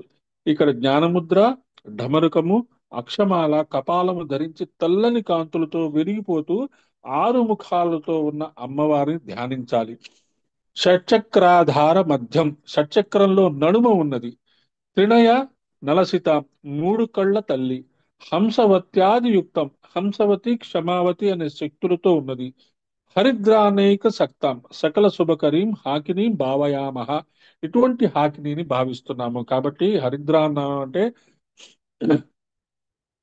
కార పొంగలి అన్నారు, అత్తెసరు అన్నారు. అది మనకి చాలా ఇంపార్టెంట్. అది మనం అర్థం చేసుకున్నాం. తర్వాత సహస్రదళ పద్మస్థ, శ్రీ సహస్రదళ పద్మస్థాయే నమః.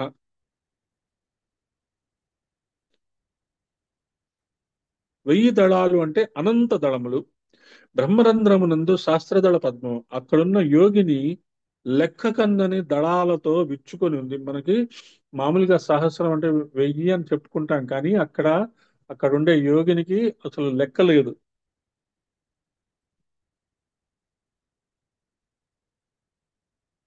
నిజానికి ఇది పూర్తిగా పరాశక్తి స్థానము, పరంధామము అనేది ఈ స్థితిలో ఉన్నది. అదే విష్ణు భక్తులకి వైకుంఠము, శివ భక్తులకి కైలాసము, అమ్మ భక్తులకి మణిద్వీపము అని లోక సంజ్ఞతో చెప్పబడుతున్నది. అసలు ఎంత అద్భుతమైన శరీరం అండి మనది. మన శరీరంలో సహస్రారంలో వైకుంఠం ఉన్నది, కైలాసం ఉన్నది, మణిద్వీపం కూడా ఉన్నది. అలా తయారు చేశారు ఋషులు మన శరీరాన్ని. భగవంతుడు తయారు చేయలే మన శరీరాన్ని. అది చాలా జాగ్రత్తగా గుర్తుంచుకోండి.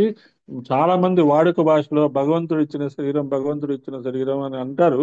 ఓకే, తప్పేం లేదు. ఎందుకంటే మనకి మన మన శరీరాన్ని తయారు చేసిన పితృ దేవతలు గాని, ఆ, ఋషులు గాని భగవత్ స్వరూపాలే.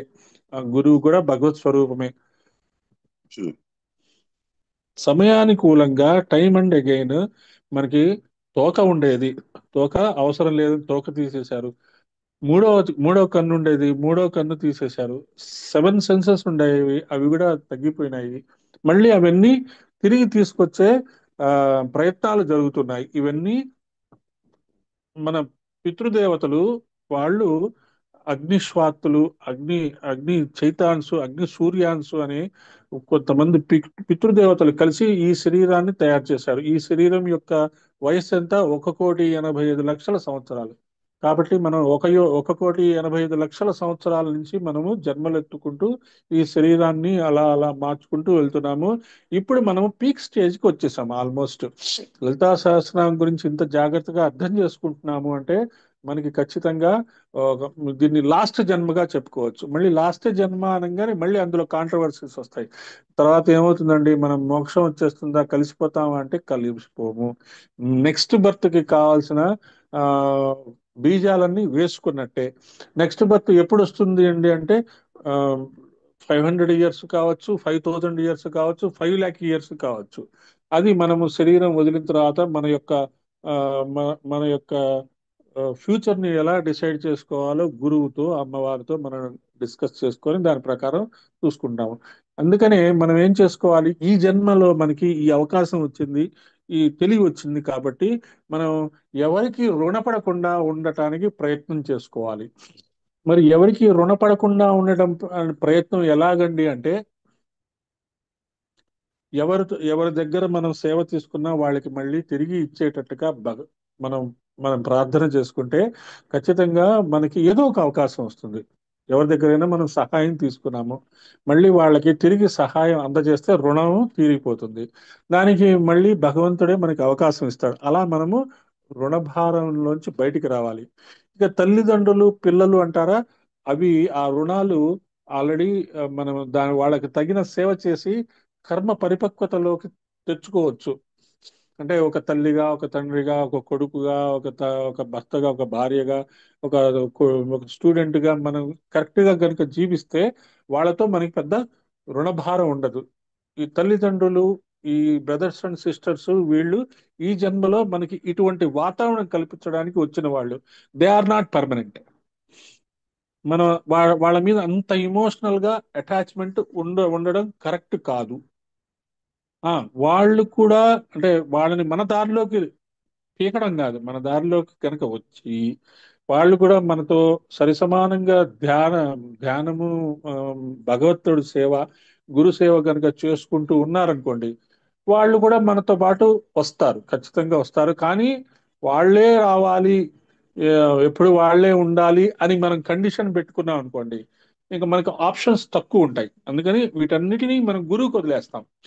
అందుకని గురువుకు వదిలేసేసి, అంటే ఆ డైనమిక్ డిటాచ్మెంట్ అనేది మనము బాగా ప్రాక్టీస్ చేసుకోవాలి. అంటే ఇమోషనల్ గా మనం ఎవరితోనూ అంత ఇన్వాల్వ్ అవ్వకుండా ఆ, ఆ డిటాచ్డ్ గా ఉండడం మనం అలవాటు చేసుకుంటూ ఉంటే మనకి మనం ఎంత డిటాచ్డ్ గా ఉంటే మన గురువు వైపు అంత అట్రాక్టివ్ గా వెళ్ళిపోతూ ఉంటాం.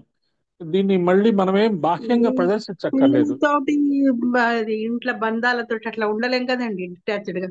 అదే చెప్తున్నానమ్మా, అందుకనే అంత డీటెయిల్డ్ గా చెప్పడానికి ప్రయత్నం చేస్తున్నా. అదే ఎందుకంటే నేను నేను ఒక ఎంప్లాయీనే, నేను ఒక తండ్రిని, నేను ఒక కొడుకునే, నేను ఒక బ్రదర్నే. ఆ?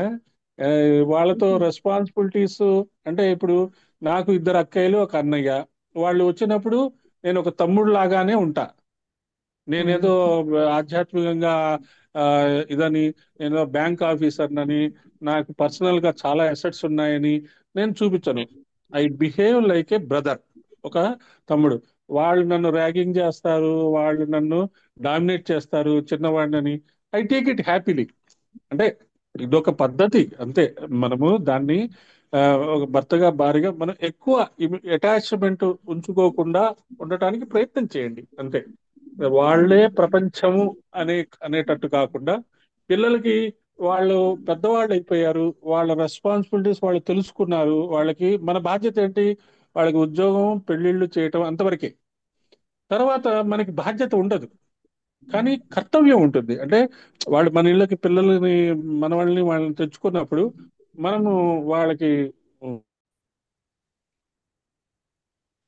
ఆ డైనమిక్ డిటాచ్మెంట్ అనేది మనం చాలా జాగ్రత్తగా అమలు చేసుకోవాలి. అది మళ్ళీ మళ్ళీ మనం ఎందుకు అనుకుంటున్నాము అంటే, the more you get detached with this things, the more you get attached with the master. అంటే పెద్దవాళ్ళు చెప్పిందే మనం చెప్తున్నాం, గురువులు వాళ్ళు చెప్పిందే చెప్తున్నాము, కానీ రెస్పాన్సిబిలిటీస్ మాత్రం మనము 100% చెయ్యాలి. వాటితో మానసికంగా భావనతో చెయ్యాలి. అది మాత్రము అది ఎవరి ఎవరి ప్రాక్టీస్ వాళ్ళది, ఎవరి జాగ్రత్తలు వాళ్ళు తీసుకుంటూ ముందుకు వెళ్ళాలి. ఎందుకంటే ఇంతకుముందు ఎట్లా ఉండేది, నేను నేను ఇవన్నీ వదిలేస్తున్నాను, నేను వెళ్ళిపోతున్నాను అని చెప్పి సన్యాసం తీసుకోవటం లేదు, ఆ ఆశ్రమాల్లో జాయిన్ అవ్వటం అలా జరుగుతుండేది. కానీ ఇప్పుడు అవేం అవసరం లేదు. మనం ఈ రెస్పాన్సిబిలిటీస్ అన్ని ఫుల్ఫిల్ చేస్తూ కూడా మనము ఆధ్యాత్మిక జగత్తులోకి ప్రవేశించవచ్చు, ఆధ్యాత్మిక జగత్తులో మనం ముందుకు వెళ్ళవచ్చు అని కొన్ని వేల మంది ఋషులు, గురువులు వాళ్ళు ప్రాక్టీస్ చేసి యాక్షన్ లో పెట్టి మరీ చూపించారు. కాబట్టి వాళ్ళ దారిలో మనం నడుచుకుంటూ వెళ్ళడానికి ప్రయత్నం చేద్దాము. ఆ డైనమిక్ గా డిటాచ్డ్ గా ఉండటానికి మనం ప్రయత్నం చేద్దాం. అమ్మవారికి గురువుకి గనక శరణు వెడితే వాళ్ళే మనకి నేర్పిస్తారు. సో దాని గురించి పెద్ద డిస్కషను ఎవరి సాధన వాళ్ళదే, కాబట్టి మనం ముందుకెళ్దాం. సో విష్ణు భక్తులకి వైకుంఠము, శివ భక్తులకి కైలాసము, అమ్మ భక్తులకి మణిద్వీపము, ఇవి లోక సంజ్ఞతో చెప్పబడుతున్నది. బ్రహ్మజ్ఞానులకి బ్రాహ్మీ స్థితి. ఇటువంటి భవ్యమైన పరంధామం ఇది. ఇక్కడ ఒక 1000 దళములో యశస్విని అని ఒక శక్తి ఉన్నదిట. ఈ జగదంబిక సరిగ్గా 7వ మాసంలో గర్భస్థ శిశువు యొక్క సంపూర్ణమైన ఎదుగుదలకి సహకరించే దేవత. సో 7th మంత్ నుంచి almost the the baby is going to be delivered. అంటే 7th మంత్ డెలివరీ అయితే ప్రీ ప్రీ డెలివరీ అంటారు. 8th మంత్ కానీ 9th మంత్ కానీ డెలివరీ అయిపోతే అది కరెక్ట్ డెలివరీ అంటారు. కాబట్టి 7th మంత్ వచ్చేటప్పటికి almost the baby becomes complete. సప్తమే మాసే జీవ సంయుక్తో భవతి, అష్టమే మాసే సర్వ సంపూర్ణో భవతి, నవమే జీవతి అని శాస్త్రం చెప్తోంది. సో 7వ మాసంలో జీవ చైతన్యం పనిచేస్తూ ఉంటుందట. 7th మంత్ వచ్చేటప్పటికి బేబీలో ఆ జీవ చైతన్యం అనేది పనిచేస్తుంట. నేను అనే స్ఫురణ కలిగేది 7వ మాసంలో. ఐ అనేది ఆ బేబీకి వచ్చేస్తుంటారు 7th మాసంలో. అష్టమ మాసంలో అవయవాలకి ఒక పూర్ణత్వం వస్తుంది. ఎందుకనే ప్రీమెచ్యూర్ డెలివరీ అయినప్పుడు ఆర్గన్స్ అన్ని కరెక్ట్ గా ఉన్నాయా లేదా చూసుకోవడానికి ఇంక్యుబేటర్ లో పెట్టడం అలాంటివి చేస్తుంటారు. ఎందుకంటే ఈ ఆర్గన్స్ అన్ని కరెక్ట్ గా డెవలప్ అవ్వకపోతే మళ్ళీ ఇబ్బంది అవుతుంది కదా అని. నవమాసంలో ప్రాణశక్తి స్థిరపడుతుంది. ప్రాణశక్తి అంటే ఏంటి? ఈ కాస్మాస్ తో లింక్. కాస్మాస్ తో లింక్ అంటే ఇంకా డెలివరీ అయిన తర్వాత ఇంకా తల్లితో, ఆ, అప్పటి వరకు ఈ అంబిలికల్ కార్డుతో తల్లి దగ్గర నుంచి ఆహారం తీసుకుంటున్న బేబీ బయటికి రాగానే ఏమవుతుంది? కాస్మాస్ తో లింకప్ ఏర్పడుతుంది. అదే జాగ్రత్తగా ఎస్టాబ్లిష్ చేసుకుంటూ ఆ బేబీ ముందుకు వెళ్ళాలి. అందుకనే చాలా మంది పుట్టంగానే ఈ నృసింహ సరస్వతి స్వామి గాని వీళ్ళు గాని ఏడవలేదట. కొంతమంది ఆ ఓంకారంతోనే మాట్లాడుతారు, కొంతమంది ఆ గాయత్రి మంత్రంతోనే మొట్టమొదటిసారి పలకరించడంతో మాట్లాడతారు, కొంతమంది ఆ అమ్మ అంటారు, మొట్టమొదటిసారి తర్వాత తాత అంటారు. ఇలాగా ఆ మొట్టమొదటిసారి ప్రాణశక్తితో లింక్ అప్ అయిన తర్వాత డెలివరీ అయిన తర్వాత అంతా యోగ శాస్త్రమే అని చెప్తున్నారు. అప్పుడు వెలికి వస్తాడు. 7వ మాసమే అత్యంత ప్రధానంగా చెప్పబడుతుంది కనుక అక్కడ వరకే చక్రస్థానములన్నీ వివరింపబడుతున్నాయి. మరి కొంతమంది 8th చక్ర 9th చక్ర అంటారు కదండి. అవన్నీ ఆ అవన్నీ తర్వాత డిస్కస్ చేసుకోవచ్చు. ఇప్పుడు ఇక్కడ 7వ మాసం వివరించిన దానికి సహస్రార భూమిక దగ్గర సూక్ష్మ చక్రములు కూడా కలుపుకుంటే 9 అవుతాయి మొత్తము.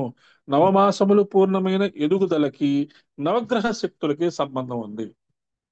సో 9 మంత్స్ ఎందుకు ఫిక్స్ అయ్యింది అంటే ఆ సృష్టి యొక్క ఆ బ్యూటీ అదనమాట. నవమాసాలకి నవగ్రహ శక్తులకి చాలా లింక్ ఉంది. అందుకనే మనము పుట్టిన సమయము జాగ్రత్తగా నోట్ చేసి జాతక చక్రం వేస్తారు. పూర్వకాలంలో అప్రాక్సిమేట్ గా జరిగేది. అందుకనే మనము మనం పుట్టిన సమయాన్ని మనం సెకండ్స్ తో సహా నోట్ చేస్తేనే మన జాతకం కరెక్ట్ గా వస్తుంది. ఇంతకుముందు ఏంటి, ఆ లోపల ఎప్పుడో డెలివరీ అవుతుంది, ఆ నర్సు గారు మెల్లగా బయటకు వచ్చి అబ్బాయి పుట్టాడు అమ్మాయి పుట్టింది అని చెప్పేటప్పటికి ఆల్రెడీ సమ్ 10 to 15 seconds అయిపోతుంది. మనం ఏం చెప్తాము, ఆ టైం నోట్ చేసుకుంటాం, కరెక్ట్ టైం ఎంత అని చెప్తాం. నర్సు వాళ్ళు క్యాజువల్ గా చెప్పేసేవాళ్ళు మనం చిన్నప్పుడు. అందుకని మ్, మనం పెద్దవాళ్ళు మన యొక్క జాతకాలు అంత కరెక్ట్ గా తీసి ఉండకపోవచ్చు అని కొంతమంది చెప్తారు.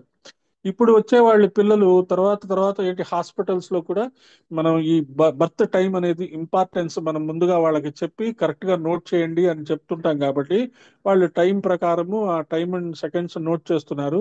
అది కూడా జాతకాలకి మనం ఇచ్చుకుంటున్నాము. కానీ జాతకము అనేది ఆ, ఎవరు కరెక్ట్ గా చెప్పలేరు, చెప్పకూడదు. అది చాలా జాగ్రత్తగా అర్థం చేసుకోండి. పెళ్లిళ్ళప్పుడు కానీ పిల్లలకి, ఆడపిల్లలకి కానీ మగపిల్లలు కానీ మీరు జాతకాలు పెళ్లిళ్ళప్పుడు వాటిని కొంచెము డైనమిక్ గా ఆలోచించి చూసుకోండి. ఆ, మరి జాతకాల మీద మరి అంత ఇంపార్టెన్స్ ఇచ్చి do not waste your time అనేది మనం చాలా జాగ్రత్తగా అర్థం చేసుకోవాలి.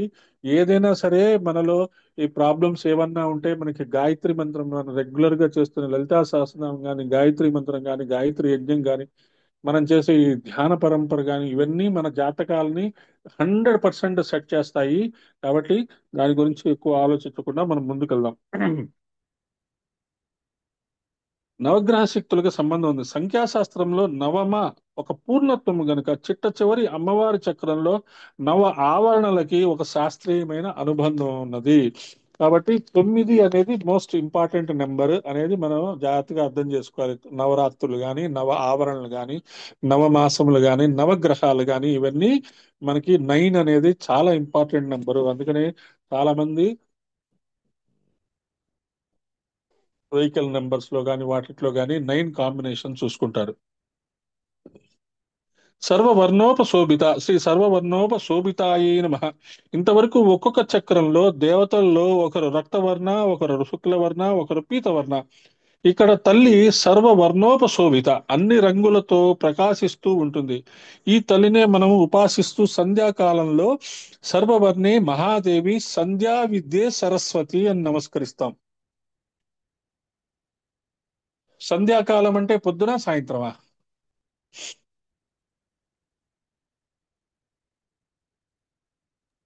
సాయంత్రం. సంధ్యా మార్నింగ్ సమయము అంటే, సంధ్య అంటే సాయంత్రం అండి. సంధ్యా సమయము అంటే, సాయంత్రం సంధ్యా సమయము, సంధ్యా ఈవినింగ్ సమయము అంటే సాయంత్రమే. సూర్యుడు ఈవినింగ్. ఉదయించి ఓకే. వస్తుందండి. మార్నింగ్ కూడా అండి పొద్దు ఆ, కూడా సూర్యోదయం అప్పుడు ఈవినింగ్ అండి. దాన్ని కూడా సంధ్య అంటే అంటారు.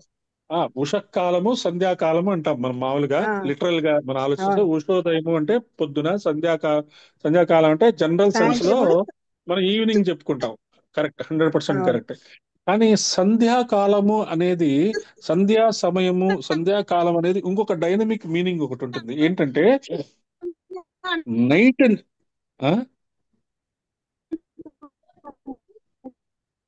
ఎవరు మాట్లాడుతున్నారు? ఉభయ సంధ్యాలు. బాగుంది. ఉభయ సంధ్యాలు అనే దాన్ని పదం కూడా ఉష సంధ్య అంటారు. ఆ అంటే the time between night and morning. దాన్నే ఆ, ఆ, ఆ, శ్వాసకి మధ్య ఉండే సమయము. ఆ, రాత్రి అయిపోయింది, తెల్లవారుతోంది ఆ టైం. సాయంత్రం అయిపోయింది, రాత్రిలోకి వెళ్తున్నాం ఆ టైం. అంటే 6 o'clock. మనకి క్యాలెండర్ లో కనుక మనం చూస్తే చాలా కరెక్ట్ గా నోట్ చేసి పెడతారు. సూర్యోదయం ఎప్పుడు అవుతుంది అనేది ఒక 10 days కి 7 days 8 days కి సూర్యోదయం ఫిక్స్డ్ డేట్, ఫిక్స్డ్ టైం పెడతారు. ఆ సూర్యోదయం ముందు, సూర్యోదయం తర్వాత. అందుకనే మాస్టర్ సివివి గారు ఏం చేశారంటే ర్యాండమ్ గా మార్నింగ్ 6 o'clock, ఈవినింగ్ 6 o'clock ఈ షిఫ్ట్ ఆఫ్ కాన్షియస్నెస్ అన్నమాట. ఈ షిఫ్ట్ ఆఫ్ కాన్షియస్నెస్ గురించి 6 o'clock ఫిక్స్ చేశారు. మళ్ళీ ఇక్కడ సూర్యుడు కూడా మళ్ళీ 12 రాసులు అంటారు, 12 ఫేజెస్, 12 నామాలు ఉంటాయి కాబట్టి ప్రతి గంటకి ఒక్కొక్క కొత్త పేరుతో ఉంటుంది. మధ్యాహ్నం 12ంటికి, రాత్రి 12ంటికి, ఇవన్నీ షిఫ్ట్స్ ఆఫ్ కాన్షియస్నెస్. మళ్ళీ 1999 December 31 ఒక సంధ్యా సమయం, 2000 AD 1 జనవరి ఒక సంధ్యా సమయం. తర్వాత 60 ఇయర్స్, 60 ఇయర్స్ మన క్యాలెండర్ ప్రకారం 60 సంవత్సరాలు చెప్పారు. 60 సంవత్సరాలు చదివి అయిపోయిన తర్వాత మళ్ళీ 1వ సంవత్సరం రావటం ఒక ఒక సంధ్యా సమయం. ఈ షిఫ్ట్ ఆఫ్ కాన్షియస్నెస్ అన్నమాట. దాన్నే వాళ్ళు ఏం చెప్తారు అంటే ఫ్రమ్ డాన్ టు డస్క్ అంటారు. తర్వాత ఆ, ఇంకొక పదం ఉంది, ఒక్క నిమిషము. సోలిస్టేస్ అన్న, దక్షిణాయనము, ఉత్తరాయణము.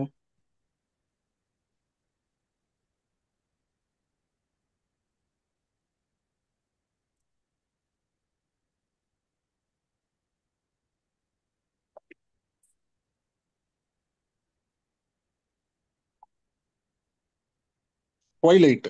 చూడండి, ఒక్కొక్కసారి ఆ ట్వైలైట్ అనే పదము బాగా వాడుతూ ఉంటాము, ఒక్కొక్కసారి ఆ పదం గుర్తురాదు. ఆ ట్వైలైట్ అనేది ఒక పదము. అలాగ మనము మార్నింగ్ నుంచి, రాత్రి నుంచి మళ్ళీ పొద్దున బ్రాహ్మీ ముహూర్తం వేరు. బ్రాహ్మీ ముహూర్తం ఏంటంటే మనము ఈ ట్వైలైట్, ఈ సంధ్యాకాలం ముందు ఒక గంట, ఇంకా అంటే సూర్యుడు రాకముందు, అంటే ఎర్లీ మార్నింగ్ టైమింగ్స్ బ్రాహ్మీ ముహూర్తం అంటాం. తర్వాత సూర్యోదయం అవుతుంది.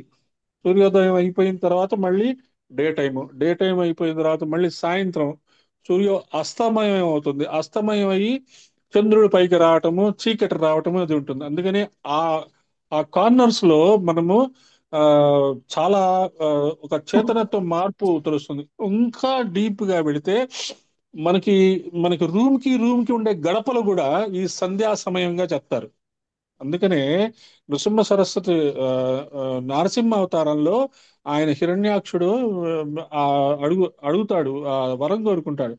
లోపల చంపలేరు, బయట చంపలేరు, ఆ గడప మీద. అందుకని ఆ గడప అనేది చాలా ఇంపార్టెంట్. మనం ఇప్పుడు ఈ అపార్ట్మెంట్స్ లో ఈ గడపలు పోయినాయి అనుకోండి, కానీ మనం ఒక రూమ్ లోంచి ఇంకొక రూమ్ లోకి వెళ్ళినప్పుడు ఆ షిఫ్ట్ ఆఫ్ కాన్షియస్నెస్ మనం అర్థం చేసుకోవాలి. మనం పూజా రూమ్ ఉంది, పూజా రూమ్ లోకి వెళ్ళంగానే మనకి వెంటనే దృష్టి రెండింటి మీద పడుతుంది. ఒకటి భగవంతుడు, ఇంకొకటి కిచెన్, భోజనము. ఇంకేమా మన మన ఈ బట్టలు కొంచెం వేసేసి వచ్చేసి చూస్తావా మమ్మం చేయాలి. What is this?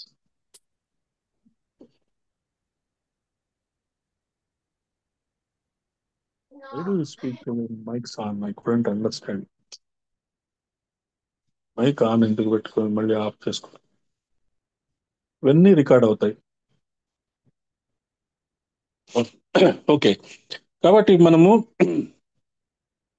ఈ ట్వైలైట్ సంధ్యా సమయం గురించి చెప్పుకుంటున్నాము. ఒక కిచెన్ లోకి ఎంటర్ అవ్వగానే భగవంతుడి మీద ధ్యాస వెళ్తుంది. తర్వాత స్టవ్ మీద ధ్యాస వెళ్తుంది, వంట గురించి. ఫ్రిడ్జ్ మీద, అంటే జనరల్ గా చెప్తున్నాం. ఆ, పూజా గది వేరుగా ఉందనుకోండి, దట్స్ డిఫరెంట్. పూజా గదిలోకి వెళ్ళంగానే మన దృష్టి మొత్తం మారిపోతుంది, మన యొక్క చేతనత్వం మారిపోతుంది, మన యొక్క ఆలోచనలు మారిపోతాయి. అక్కడి నుంచి మళ్ళీ మనము లివింగ్ రూమ్ లోకి వచ్చామనుకోండి, లివింగ్ రూమ్ లో ఉండే ఆ అక్కడ ఒక టేబుల్ లేకపోతే ఒక బీరువా, దాని ప్రకారం మళ్ళీ డైనింగ్ రూమ్ లోకి వెళ్ళగానే మన యొక్క భోజనము, ఆహారము, మధ్యాహ్నం ఏం చేసుకోవాలి, ఇవి మారుతూ ఉంటాయి. కాబట్టి ఈ సంధ్యాకాలము అనేది మనం చాలా జాగ్రత్తగా అర్థం చేసుకోవాలి. అది ఆ చేతనత్వం యొక్క మార్పులు మనం బాగా అర్థం చేసుకుంటే, మనం ఆ ట్వైలైట్ టైం, ఆ సంధ్యాకాలంలో జరిగే ఆ మార్పుల్ని మనం మనం పట్టేసుకున్నాం అనుకోండి, మన మన లైఫ్ లో చాలా చేంజెస్ వస్తాయని కూడా గురువులు చెప్తుంటారు. అందుకని మనం కొంచెం దాని గురించి కొంచెం ఎక్కువగా చదువుకున్నాము. సర్వవర్ణోపశోభిత శ్రీ సర్వవర్ణోపశోభితాయే నమః. ఇంతవరకు ఒక్కొక్క చక్రంలో దేవతల్లో ఒకరు రక్తవర్ణ, ఒకరు శుక్లవర్ణ, ఒకరు పీతవర్ణ. ఇక్కడ తల్లి సర్వవర్ణోపశోభిత, అన్ని రంగులతో ప్రకాశిస్తూ ఉంటుందట. ఆ తల్లినే మనం ఉపాసిస్తూ సంధ్యాకాలంలో సర్వవర్ణే మహాదేవి సంధ్యా విద్యే సరస్వతి అని నమస్కరిస్తాం. క్రింద ఉన్న 6 చక్రములకు మూలం అదే. ఇదే విభజించబడి ఒక్కొక్క చక్రంలో ఒక్కొక్క శక్తిగా కేంద్రీకృతమైనది. కనుక మొత్తం 6 చక్రములకు ప్రధానము ఇదే. నిరంతరము బ్రహ్మరంధ్ర స్థానం నుండి వచ్చిన ఈశ్వర చైతన్యమే 6 చక్రముల యందు ప్రసరిస్తూ ఉంటుంది. దాని యొక్క ప్రసరణ అధో దిశలో వెళ్తూ ఉంటే సాధకుడు దాన్ని చేరుకోవడానికి ఊర్ధ్వ దిశలో ప్రయాణిస్తున్నాడు. మనము ఊర్ధ్వ దిశ అంటే ఫ్రమ్ బాటమ్ టు టాప్. అధో దిశ అంటే టాప్ టు బాటమ్. మనం మూలాధారం నుంచి సహస్రారం చేరుకోవడానికి ప్రయత్నం చేస్తున్నాం. ఆ ప్రయత్నం చేసినప్పుడు ఏం జరుగుతుంటుంది, మనం ఇంతకు ముందు కూడా చెప్పుకున్నాము. ఆ కుండల్ని జాగరణ అయినప్పుడు అది ఏం చేస్తుంటుందంటే మన యొక్క వెన్నుముకని ఆశ్రయంగా తీసుకొని, వెన్నుముక అని చెప్తాం కానీ అక్కడ ఒక సన్నటి గొట్టం లాంటిది ఒకటి ఉంటుంది. అది ఈథరిక్ డబుల్లో ఉంటుంది, ఈథరిక్ బాడీలో ఉంటుంది. ఈథరిక్ విజన్ ఉన్న వాళ్ళకి అది తెలుస్తుంది. మన షట్చక్రాలు ఈథరిక్ వెహికల్లో ఉంటాయి. ఆ ఆ కుండల్ని ఆ పైకి కిందకి అలా తిరుగుతూ ఉంటుంది. ఒక కాపర్ వైర్ లో ఎలక్ట్రిసిటీ ఎలా మూవ్ అవుతుంటుందో అలా పైకి కిందకి తిరుగుతూ ఉంటుంది. ఇలా తిరుగుతూ ఉన్నప్పుడు ఏం జరుగుతుంది అంటే ఒక్కసారి ఆజ్ఞా చక్రం నుంచి సహస్రారానికి టచ్ అవుతుంది. ఎప్పుడు మనకి టైం వచ్చినప్పుడు సహస్రారం దగ్గరికి టచ్ అయినప్పుడు అక్కడ సోముడు అని ఉంటాడు ఒకడు, చంద్రుడు. ఆ సోముడిని టచ్ చేసి అమృతం రిలీజ్ అవుతుంది. అమృతం రిలీజ్ అయినప్పుడు ఏమవుతుందంటే మన శరీరం అంతా ఆ అమృతంతో నిండిపోతుంది. అది ఆ కుండలిని జాగరణ అంటారు. సహస్రార చక్ర జాగరణ. దానికి చాలా టైం పడుతుంది. ఆ మనకి మనం ప్రయత్నం చేస్తూ ఉండడమే అమ్మవారి యొక్క ఆశీస్సులతో ఖచ్చితంగా ఈ జన్మలో కూడా జరిగిపోవచ్చు. దానికోసం మనం ఎన్ని జన్మలు ఎత్తాల్సిన తప్పేం లేదు. అది మన యొక్క ప్రధాన లక్ష్యము. ఆ సోమరసము ఏమవుతుందంటే మన శరీరంలో పూర్తిగా ప్రవహిస్తుంది. దీని గురించి ఎన్నోసార్లు చెప్పుకున్నాం, మళ్ళీ మళ్ళీ చెప్పుకుంటాం. ఆ సోమరసము ఇట్ రిప్లేసెస్ అవర్ బ్లడ్. మనకి ముఖ్యంగా ప్రాణశక్తి ఏది ఇస్తుంది? మన బ్లడ్ ఇస్తుంది. నర్వస్ సిస్టమ్ లో 72,000 నాడులు అంటారు. మన ఈ 7 టైప్స్ ఆఫ్ నర్వస్ సిస్టమ్స్ ఉన్నాయి. మొత్తం శరీరం అంతా రక్త ప్రసరణ వల్లనే మనకి ఆ ప్రాణశక్తి వస్తుంది. ఆ రక్తంలోనే ప్రాణశక్తి ఉంది ఉంది ఉంది అని మనం చెప్పుకుంటాము. డాక్టర్లు ఆ రక్తం కరెక్ట్ గా ఉండడం వల్లే మీకు శక్తి వస్తుంది అని చెప్తుంటారు. కానీ ఎప్పుడైతే ఈ కుండల్ని జాగరణ అయ్యి ఆ సోమరసాన్ని దింపుకొని ఈ రక్తం బదులు అమృతత్వం దిగుతుందో అప్పుడు మన శరీరాలు దేవతా రూపాలై మారుతాయి. మనకి దేవతలకు ఉన్న చేంజ్ అది. వాళ్ళు అమృతాన్ని తాగారు కాబట్టి వాళ్ళకి రక్తము, మజ్జు, శరీరాలు, కర్మేంద్రియాలు, జ్ఞానేంద్రియాలు ఉండవు. రూపం కూడా ఉండదు. కానీ వాళ్ళు ఏ రూపాన్నైనా ధరించగలరు. మనము ఆ దేవతా శక్తులుగా మారాలి అంటే కుండలిని జాగరణలో ఆ సోమరసం దిగే వరకు వెయిట్ చేయాల్సిందే. ఒక్కసారి ఆ సోమరసం దిగిన తర్వాత మీరు ఈ శరీరంతోనే ఉండవచ్చు, లేదా శరీరాన్ని కూడా వదిలేయచ్చు. ఒకసారి అది జరిగిన తర్వాత ఇంకా మళ్ళీ మనకి జన్మ పరంపర నుంచి విముక్తి లభిస్తుంది. అలాగని జన్మ పరంపరలు తీసుకోవాలని కాదు, మనకి ఆ రుణ భారంలోంచి బయటకు వస్తాం. ఎవరితో లింకప్ ఉండదు. మీరు ఆ ప్రయాణంలో మీరు ఈ రుణాలన్నీ కాన్షియస్ గా రిలీవ్ చేసుకుంటూ వెళ్ళాలి. కాన్షియస్ గా మనం మనం రిలీవ్ చేసుకోబోయినా కుండల్ని జాగ్రత్త అయినప్పుడు అవి రిలీవ్ అవుతూ ఉంటాయి. కాన్షియస్ గా మనము రిలీవ్ చేసుకుంటూ ముందుకు వెళ్ళామనుకోండి, ఆ రుణాలన్నీ క్లియర్ అయిపోయితే. కానీ భగవంతుడు గురువుతో మాత్రం రుణం ఉంటుంది. అది జన్మ జన్మలుగా. ఎందుకంటే పాప ఆయన ఆ ఆయన దగ్గర మనం సంపూర్ణ సంపూర్ణంగా మనము శుశ్రూష చేశాము. ఎప్పుడు నాతో కలిసి ఉండాలని చెప్పుకున్నాం చాలా సార్లు. ఈ మిగతా రుణాలన్నీ క్లియర్ అయిపోయి ఆ దేవతా తత్వము మనలోకి దిగినప్పుడు ఆ దేవతా రూపము మనకి సిద్ధిస్తుంది. దాన్నే మన అష్టసిద్ధి నవనిధికే మాత అసవర దీన జానకి మాత అని చెప్తారు. మనకి గాయత్రి చాలీసాలో కూడా వస్తుంది. ఈ మార్గంలో మనకి రకరకాల నిధులు దొరుకుతాయి, సిద్ధులు దొరుకుతాయి. వాటినన్నిటినీ మనం టెంప్ట్ అవ్వకుండా వాటిని కూడా మనం ఉపయోగించుకొని భగవత్ కార్యక్రమాల్లో కనుక మనం ఉపయోగించుకుంటూ ఉంటే అల్టిమేట్ గోల్ ఏంటంటే సోమరసము. అప్పుడు ఆ సోమరసం దిగినప్పుడు మనకి ఆహారము ఉండదు, మనకి ఈ ఫీలింగ్స్ ఉండవు, బాధలు ఉండవు, మనస్సు అనేది ఉండదు. మనస్సు ఉంటేనే కదా ఈ గోలంతా. మనస్సుని రిమూవ్ చేయటమే మన యొక్క లక్ష్యము. ఆలోచన రహితమైన జీవితమే మన యొక్క లక్ష్యము. దానికోసమే మనం ప్రయత్నం చేస్తున్నాము. అది అందుకని ఇంత ఈ 521 నుంచి వీటిని గురించి ఇంత జాగ్రత్తగా, ఇంత డీటెయిల్డ్ గా ఆజ్ఞా చక్రంలో ఇంత ఇంత నాలెడ్జ్ ఉంది, ఇంత సైన్స్ ఉంది అనేది మనం అర్థం చేసుకోవాలి. సర్వవర్ణ ఉపశోభిత అంటే అన్ని అక్షరములతో ప్రకాశిస్తున్నది. విశుద్ధి చక్రం దగ్గర ఏం చెప్పుకున్నాం? 16 అక్షరాలు చెప్పుకున్నాం. అకారం నుండి అహ. ఈ అకారం నుండి అంహ, రూరు ఉంది, లూలు ఉంది. వాటితో గల ఆ దేవతల పేర్లు కూడా చెప్పుకున్నాం. అనాహతం దగ్గర 12 అక్షరాలు. కా కా కా కా నుండి కకారం నుండి ఠకారం వరకు. అక్కడ కూడా అక్కడ ఉన్న అక్షరాలకు సంబంధించిన దేవతల పేర్లు చెప్పుకున్నాం. మణిపూరం దగ్గర డకారం నుంచి ఫకారము. ఆ అక్షరాలతో మనం పేర్లు చెప్పుకున్నాం, 10 అక్షరాలు. స్వాదిష్టానం దగ్గర బకారం నుంచి లకారం వరకు.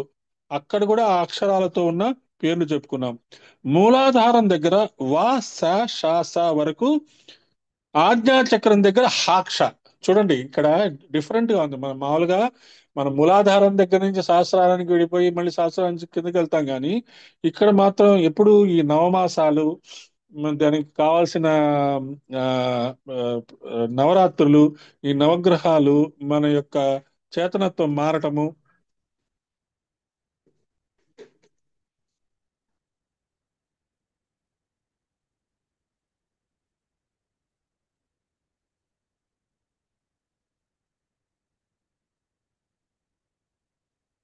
ఈ నవగ్రహాలు, నవమాసాలు, ఇవన్నీ మనము ఇంతకుముందు డిస్కస్ చేసుకున్నాం. ఇలా విభజింపబడిన 50 అక్షరములు కలిసి ఎక్కడ ఉన్నాయో అదే సర్వవర్ణోపశోభిత.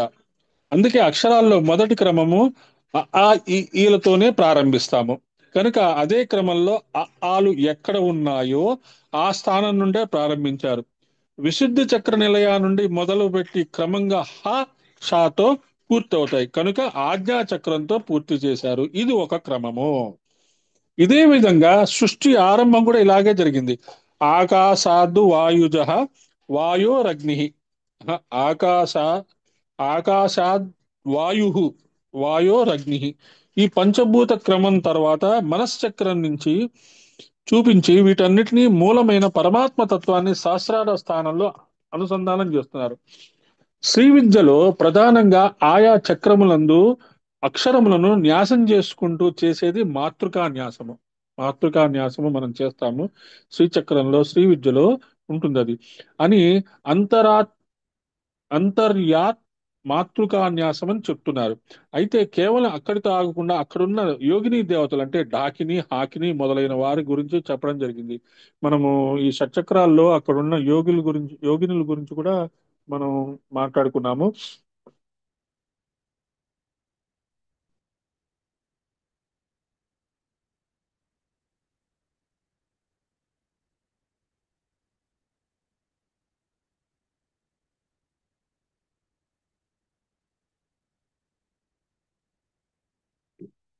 యోగిని దేవతలు ఆయా స్థానాల్లో ఉంటూ వాని కర్మ కొద్దీ ఏ ధాతువుల్ని ఇవ్వాలో ఆ ధాతువుల్ని అన్నిటినీ శరీరానికి ఇస్తూ జీవుని గమనించుకుంటూ ఉంటారు. ఆయా స్థానంలో ఉన్నవారు ఆ జీవునికి ఏ ధాతు వైషమ్యం కలిగించాలి, ఏ ధాతువుకు పోషణ ఇవ్వాలో చూసుకుంటూ ఉంటారు. ఎప్పుడు తెలుస్తుంది మనకి? ఇఫ్ వీఆర్ అవేర్ దట్ మన యొక్క షట్చక్రాల్లో ఉండే దేవీ దేవతల యొక్క ప్రజెన్స్ మనకి అవేర్నెస్ కనుక క్రియేట్ చేసుకుంటే అప్పుడు అక్కడ ఏ ధాతువుల్ని ఉంచాలి, ఏ ధాతువుల్ని పెంచాలి, ఏ ధాతువుల్ని తగ్గించాలి అనేది వాళ్ళే డిసైడ్ చేస్తారు, వాళ్ళే మారుస్తూ ఉంటారు. దాన్ని బట్టి మనం పరిణామ క్రమం ముందుకు వెళ్ళటం అనేది వాళ్ళు డిసైడ్ చేస్తారు. అది మనం చాలా జాగ్రత్తగా అర్థం చేసుకోవాలి. ఎప్పుడు అంటే we have to believe it. మనం అక్కడ ఆ స్థానాల్లో ఆ దేవీ దేవతలు ఉన్నారు, నిజంగా మన యొక్క శరీరంలో ఆ దేవీ దేవతలు ఉన్నారు అనే ధ్యాస కనుక మనకి ఉంటే మన జీవితం ధన్యమైపోతుంది, దేవతా జీవితం లాగా మారిపోతుంది. అది మనము ఆ ధ్యాస కోసమే మనము ఈ సాధన చేస్తాము, ధ్యానం చేస్తాము, షట్చక్ర జాగరణ కూడా చేస్తాము. అమ్మ భక్తులైన వారికి మాత్రం ఈ ధాతు దేవతలు అనుకూలంగా ఉంటూ అనుగ్రహిస్తుంటారు. మళ్ళీ ఇక్కడ మనకి దీనికి సింపుల్ సొల్యూషన్ కూడా ఇచ్చేశారు. మన అమ్మవారి భక్తిలో కనుక ఉంటే వాళ్ళు ఆటోమేటిక్ గా ఆ పర్ఫార్మెన్స్ అంటే ఏంటి, అదొక కంప్యూటరైజ్డ్ పర్ఫార్మెన్స్ లాగా కంప్యూటర్ ఎప్పుడు ఏది కావాలో అది ఎలాగైతే ఇస్తుందో ఆ ఆ అమ్మవారి యొక్క ధ్యాస, అమ్మవారి యొక్క ధ్యానము గనక చేసుకుంటుంటే ఆ దేవీ దేవతలు సరిగ్గా పనిచేస్తారని చెప్తున్నారు. ఇక్కడ కేవలం మాతృకాన్యాసంతో ఊరుకోకుండా యోగిని దేవతల స్వరూపములు, ధాతువులు, ఆ యోగిని దేవతల యొక్క ధ్యాన విశేషములు, పెట్టవలసిన నైవేద్యములు అన్ని చూపిస్తూ ఒక అద్భుతమైన శాస్త్రాన్ని మనకి ఇస్తూ ఉన్నారు. సర్వవర్ణోపశోభిత అంటే అన్ని రంగులతో ఉన్న తల్లి అని ఒకటి, అన్ని అక్షరములతో ప్రకాశించే తల్లి అని కూడా అర్థం. ఒక్కొక్క అక్షరం వర్ణం, ఒక్కొక్క రంగు వన్నె కలిగి ఉంటుంది. అన్ని అక్షరాల రంగుల సర్వవర్ణములు. ఇందులో 50 అక్షరాలు కలిసి ఉంటాయి. అలాంటప్పుడు 50 దళాలే ఉండాలి కదా అంటే కాదు. శాస్త్రదళ శోభిత, అక్షరముల నుండి వచ్చిన వేదాది సమస్త శాస్త్రములకు మూల విద్యలు ఇక్కడే ప్రకాశిస్తూ ఉంటాయి. కాబట్టి మన శరీరంలోనే ఆ దేవీ దేవతలు వాళ్ళందరూ ఉన్నారు. వాటికి సంబంధించిన రంగులు ఉన్నాయి, అక్షరాలు ఉన్నాయి. ఎప్పుడైతే మనం సరిగ్గా ధ్యానం చేసుకుంటూ ఉంటామో వాటికి తగ్గట్టుగా అవి జరుగుతుంటాయి.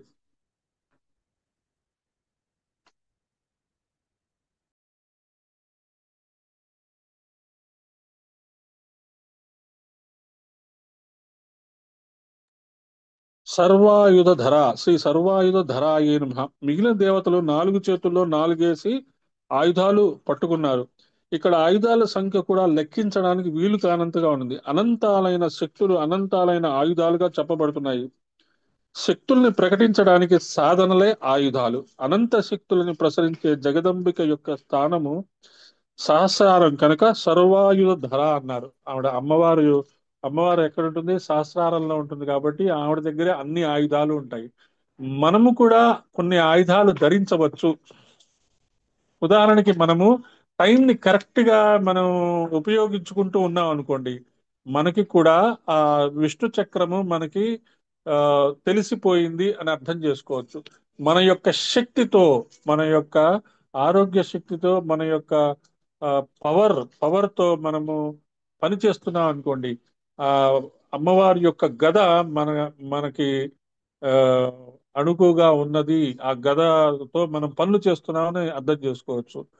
ప్యూర్ గా ఉంటూ చక్కగా ఆనందంగా ఎప్పుడు నవ్వుతూ మన యొక్క బాధల్ని ఇతరులకి పంచుకోకుండా మన యొక్క ఆనందాన్ని పంచుతూ అందరినీ ఆనందింపచేస్తూ ఉన్నాం అనుకోండి, అమ్మవారిలో చేతిలో ఉండే ఆ లోటస్ మనకి అర్థమైపోయినట్టే.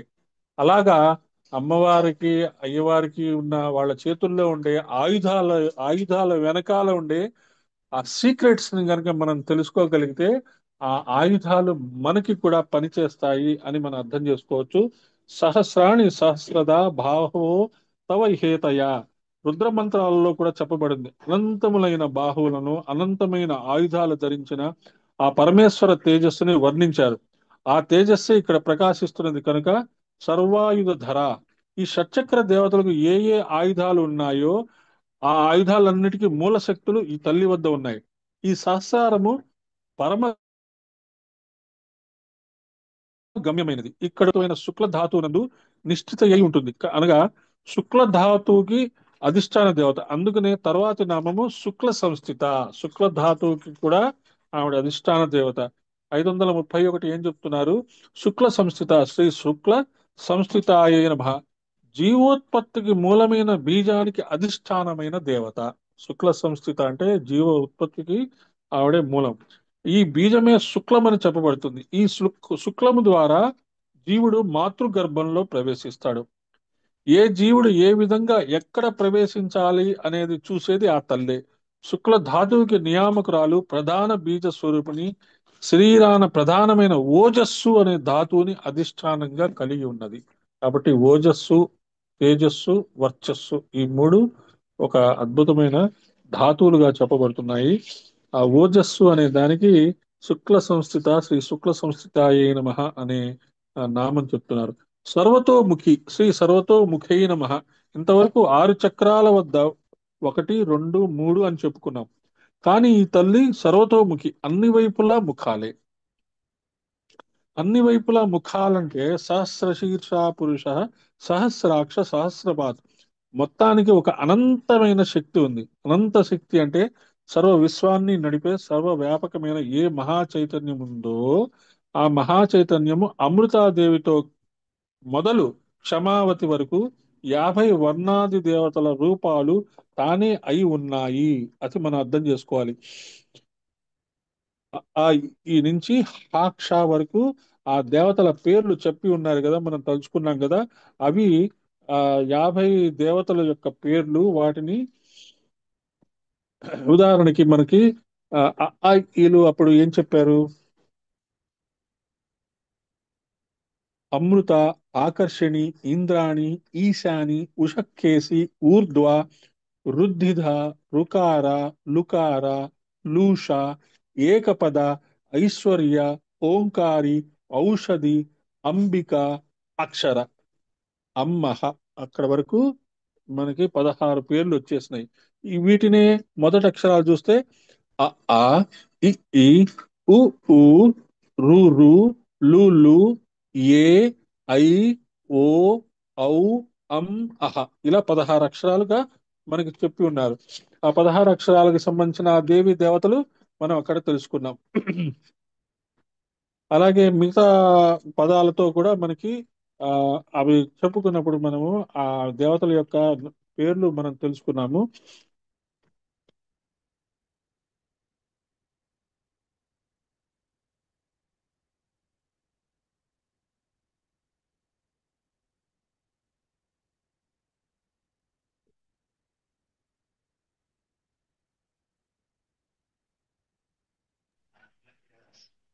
కిషోర్ గారు, ఈ 16 ఆ, దేవతల పేర్లు ఒకసారి మళ్ళీ పెడతారా వాట్సాప్ లో?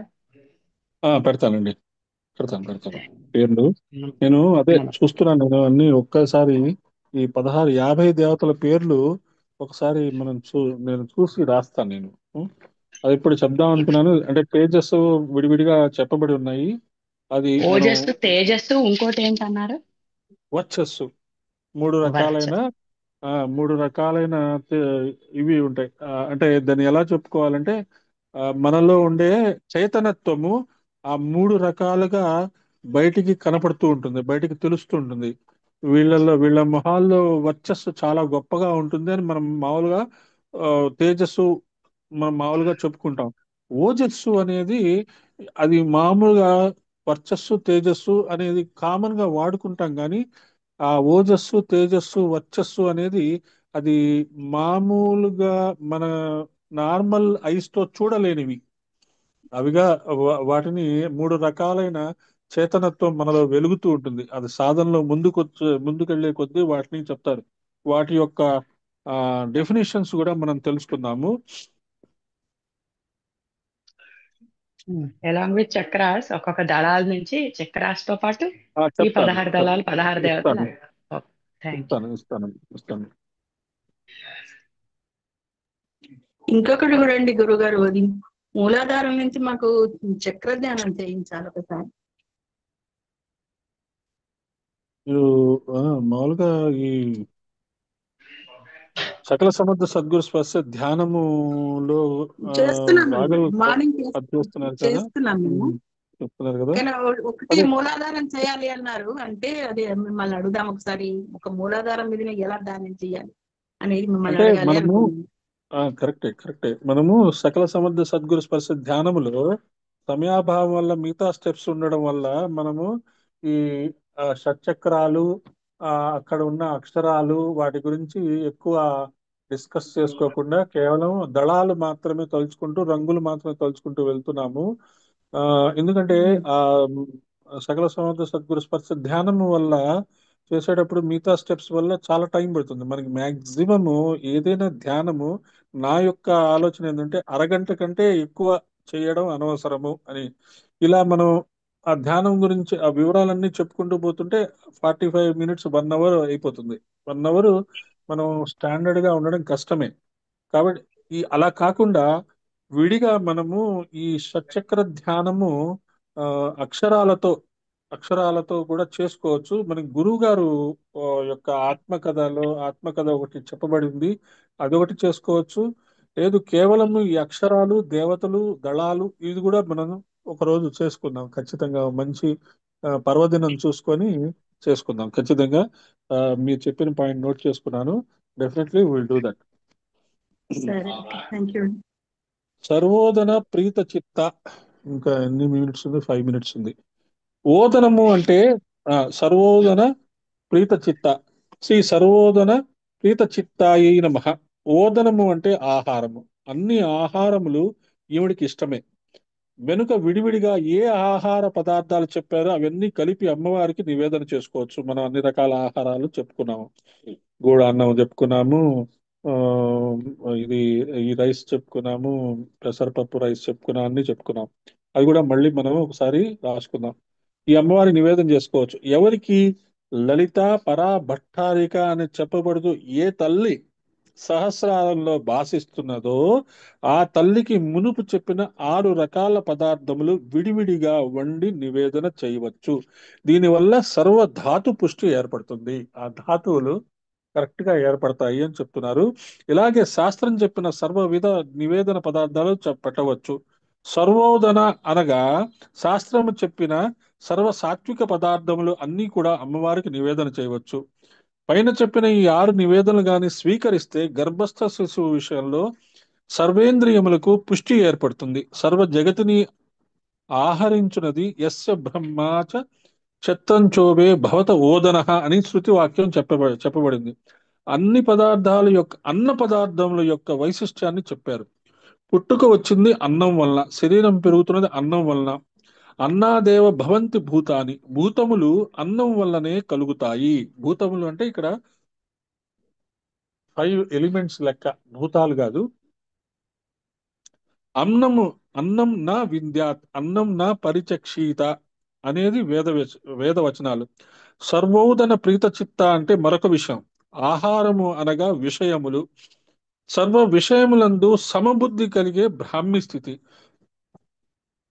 సుఖము, దుఃఖము, లాభము, నష్టములు, ద్వంద్వము లేని సమస్థితి ఏర్పడుతున్నదని తాత్వికమైన అర్థము. మనము ఆహారము అనగానే మనం చెప్పుకున్నాం కదా, ఆహారాన్ని దాటాలి అంటే, అన్నమయ కోశాన్ని దాటాలి అంటే ప్రాణమయ కోశము, మనోమయ కోశాన్ని నియంత్రించుకోవాలి.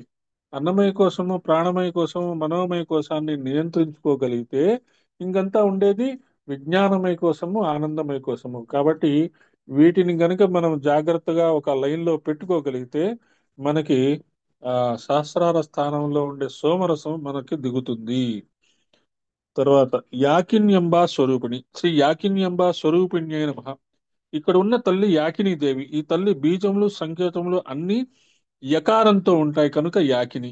సరిగ్గా విశుద్ధి చక్ర నుండి చూస్తే యాకిన్యంబా స్వరూపిణి వరకు మొత్తము 7 స్థానంలో ఉన్న యోగిని దేవతలు, వారి స్వరూపాలు, వారి వర్ణనలు, వారి యొక్క ఆయుధములు, వారికి ప్రీతములైన పదార్థములు, వారి అనుగ్రహ వైఖరులు ఇవన్నీ మొత్తము ఈ 60 నామాల్లో చూపించారు.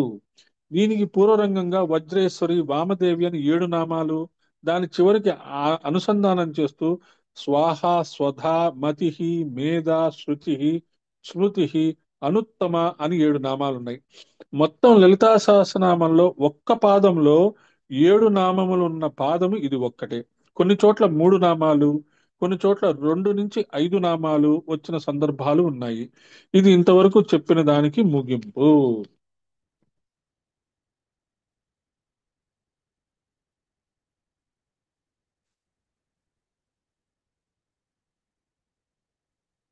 యాజ్ఞంబ స్వరూపిణి దగ్గర ఉన్నాం మనము. అక్కడితో ఈరోజు క్లాస్ క్లోజ్ చేస్తాము. మనకి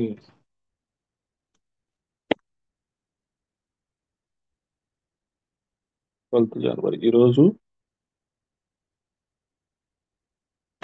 వివేకానంద స్వామి వారి జయంతి కాబట్టి మనం కూడా వివేకానంద స్వామి వారి దగ్గర మనం ఒక స్ఫూర్తి తెచ్చుకొని గురువుకి ఆయన చేసిన శుశ్రూష, గురువుకి ఆయన చేసిన అద్భుతమైన సేవ మనం తలుసుకుంటాము.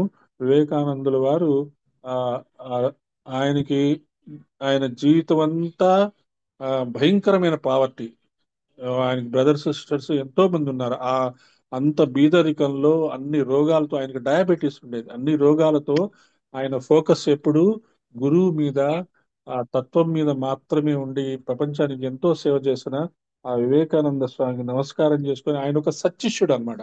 మనం సత్శిష్యుడిగా మారాలి అంటే వివేకానంద స్వామి యొక్క స్ఫూర్తి మనం తీసుకోవాలి. భారతదేశాన్ని ప్రపంచానికి పరిచయం చేసిన మహా వ్యక్తిత్వము వివేకానంద స్వామికి నమస్కారం చేసుకుంటూ స్వస్తి ప్రజాభ్య పరిపాలయంతాం న్యాయేన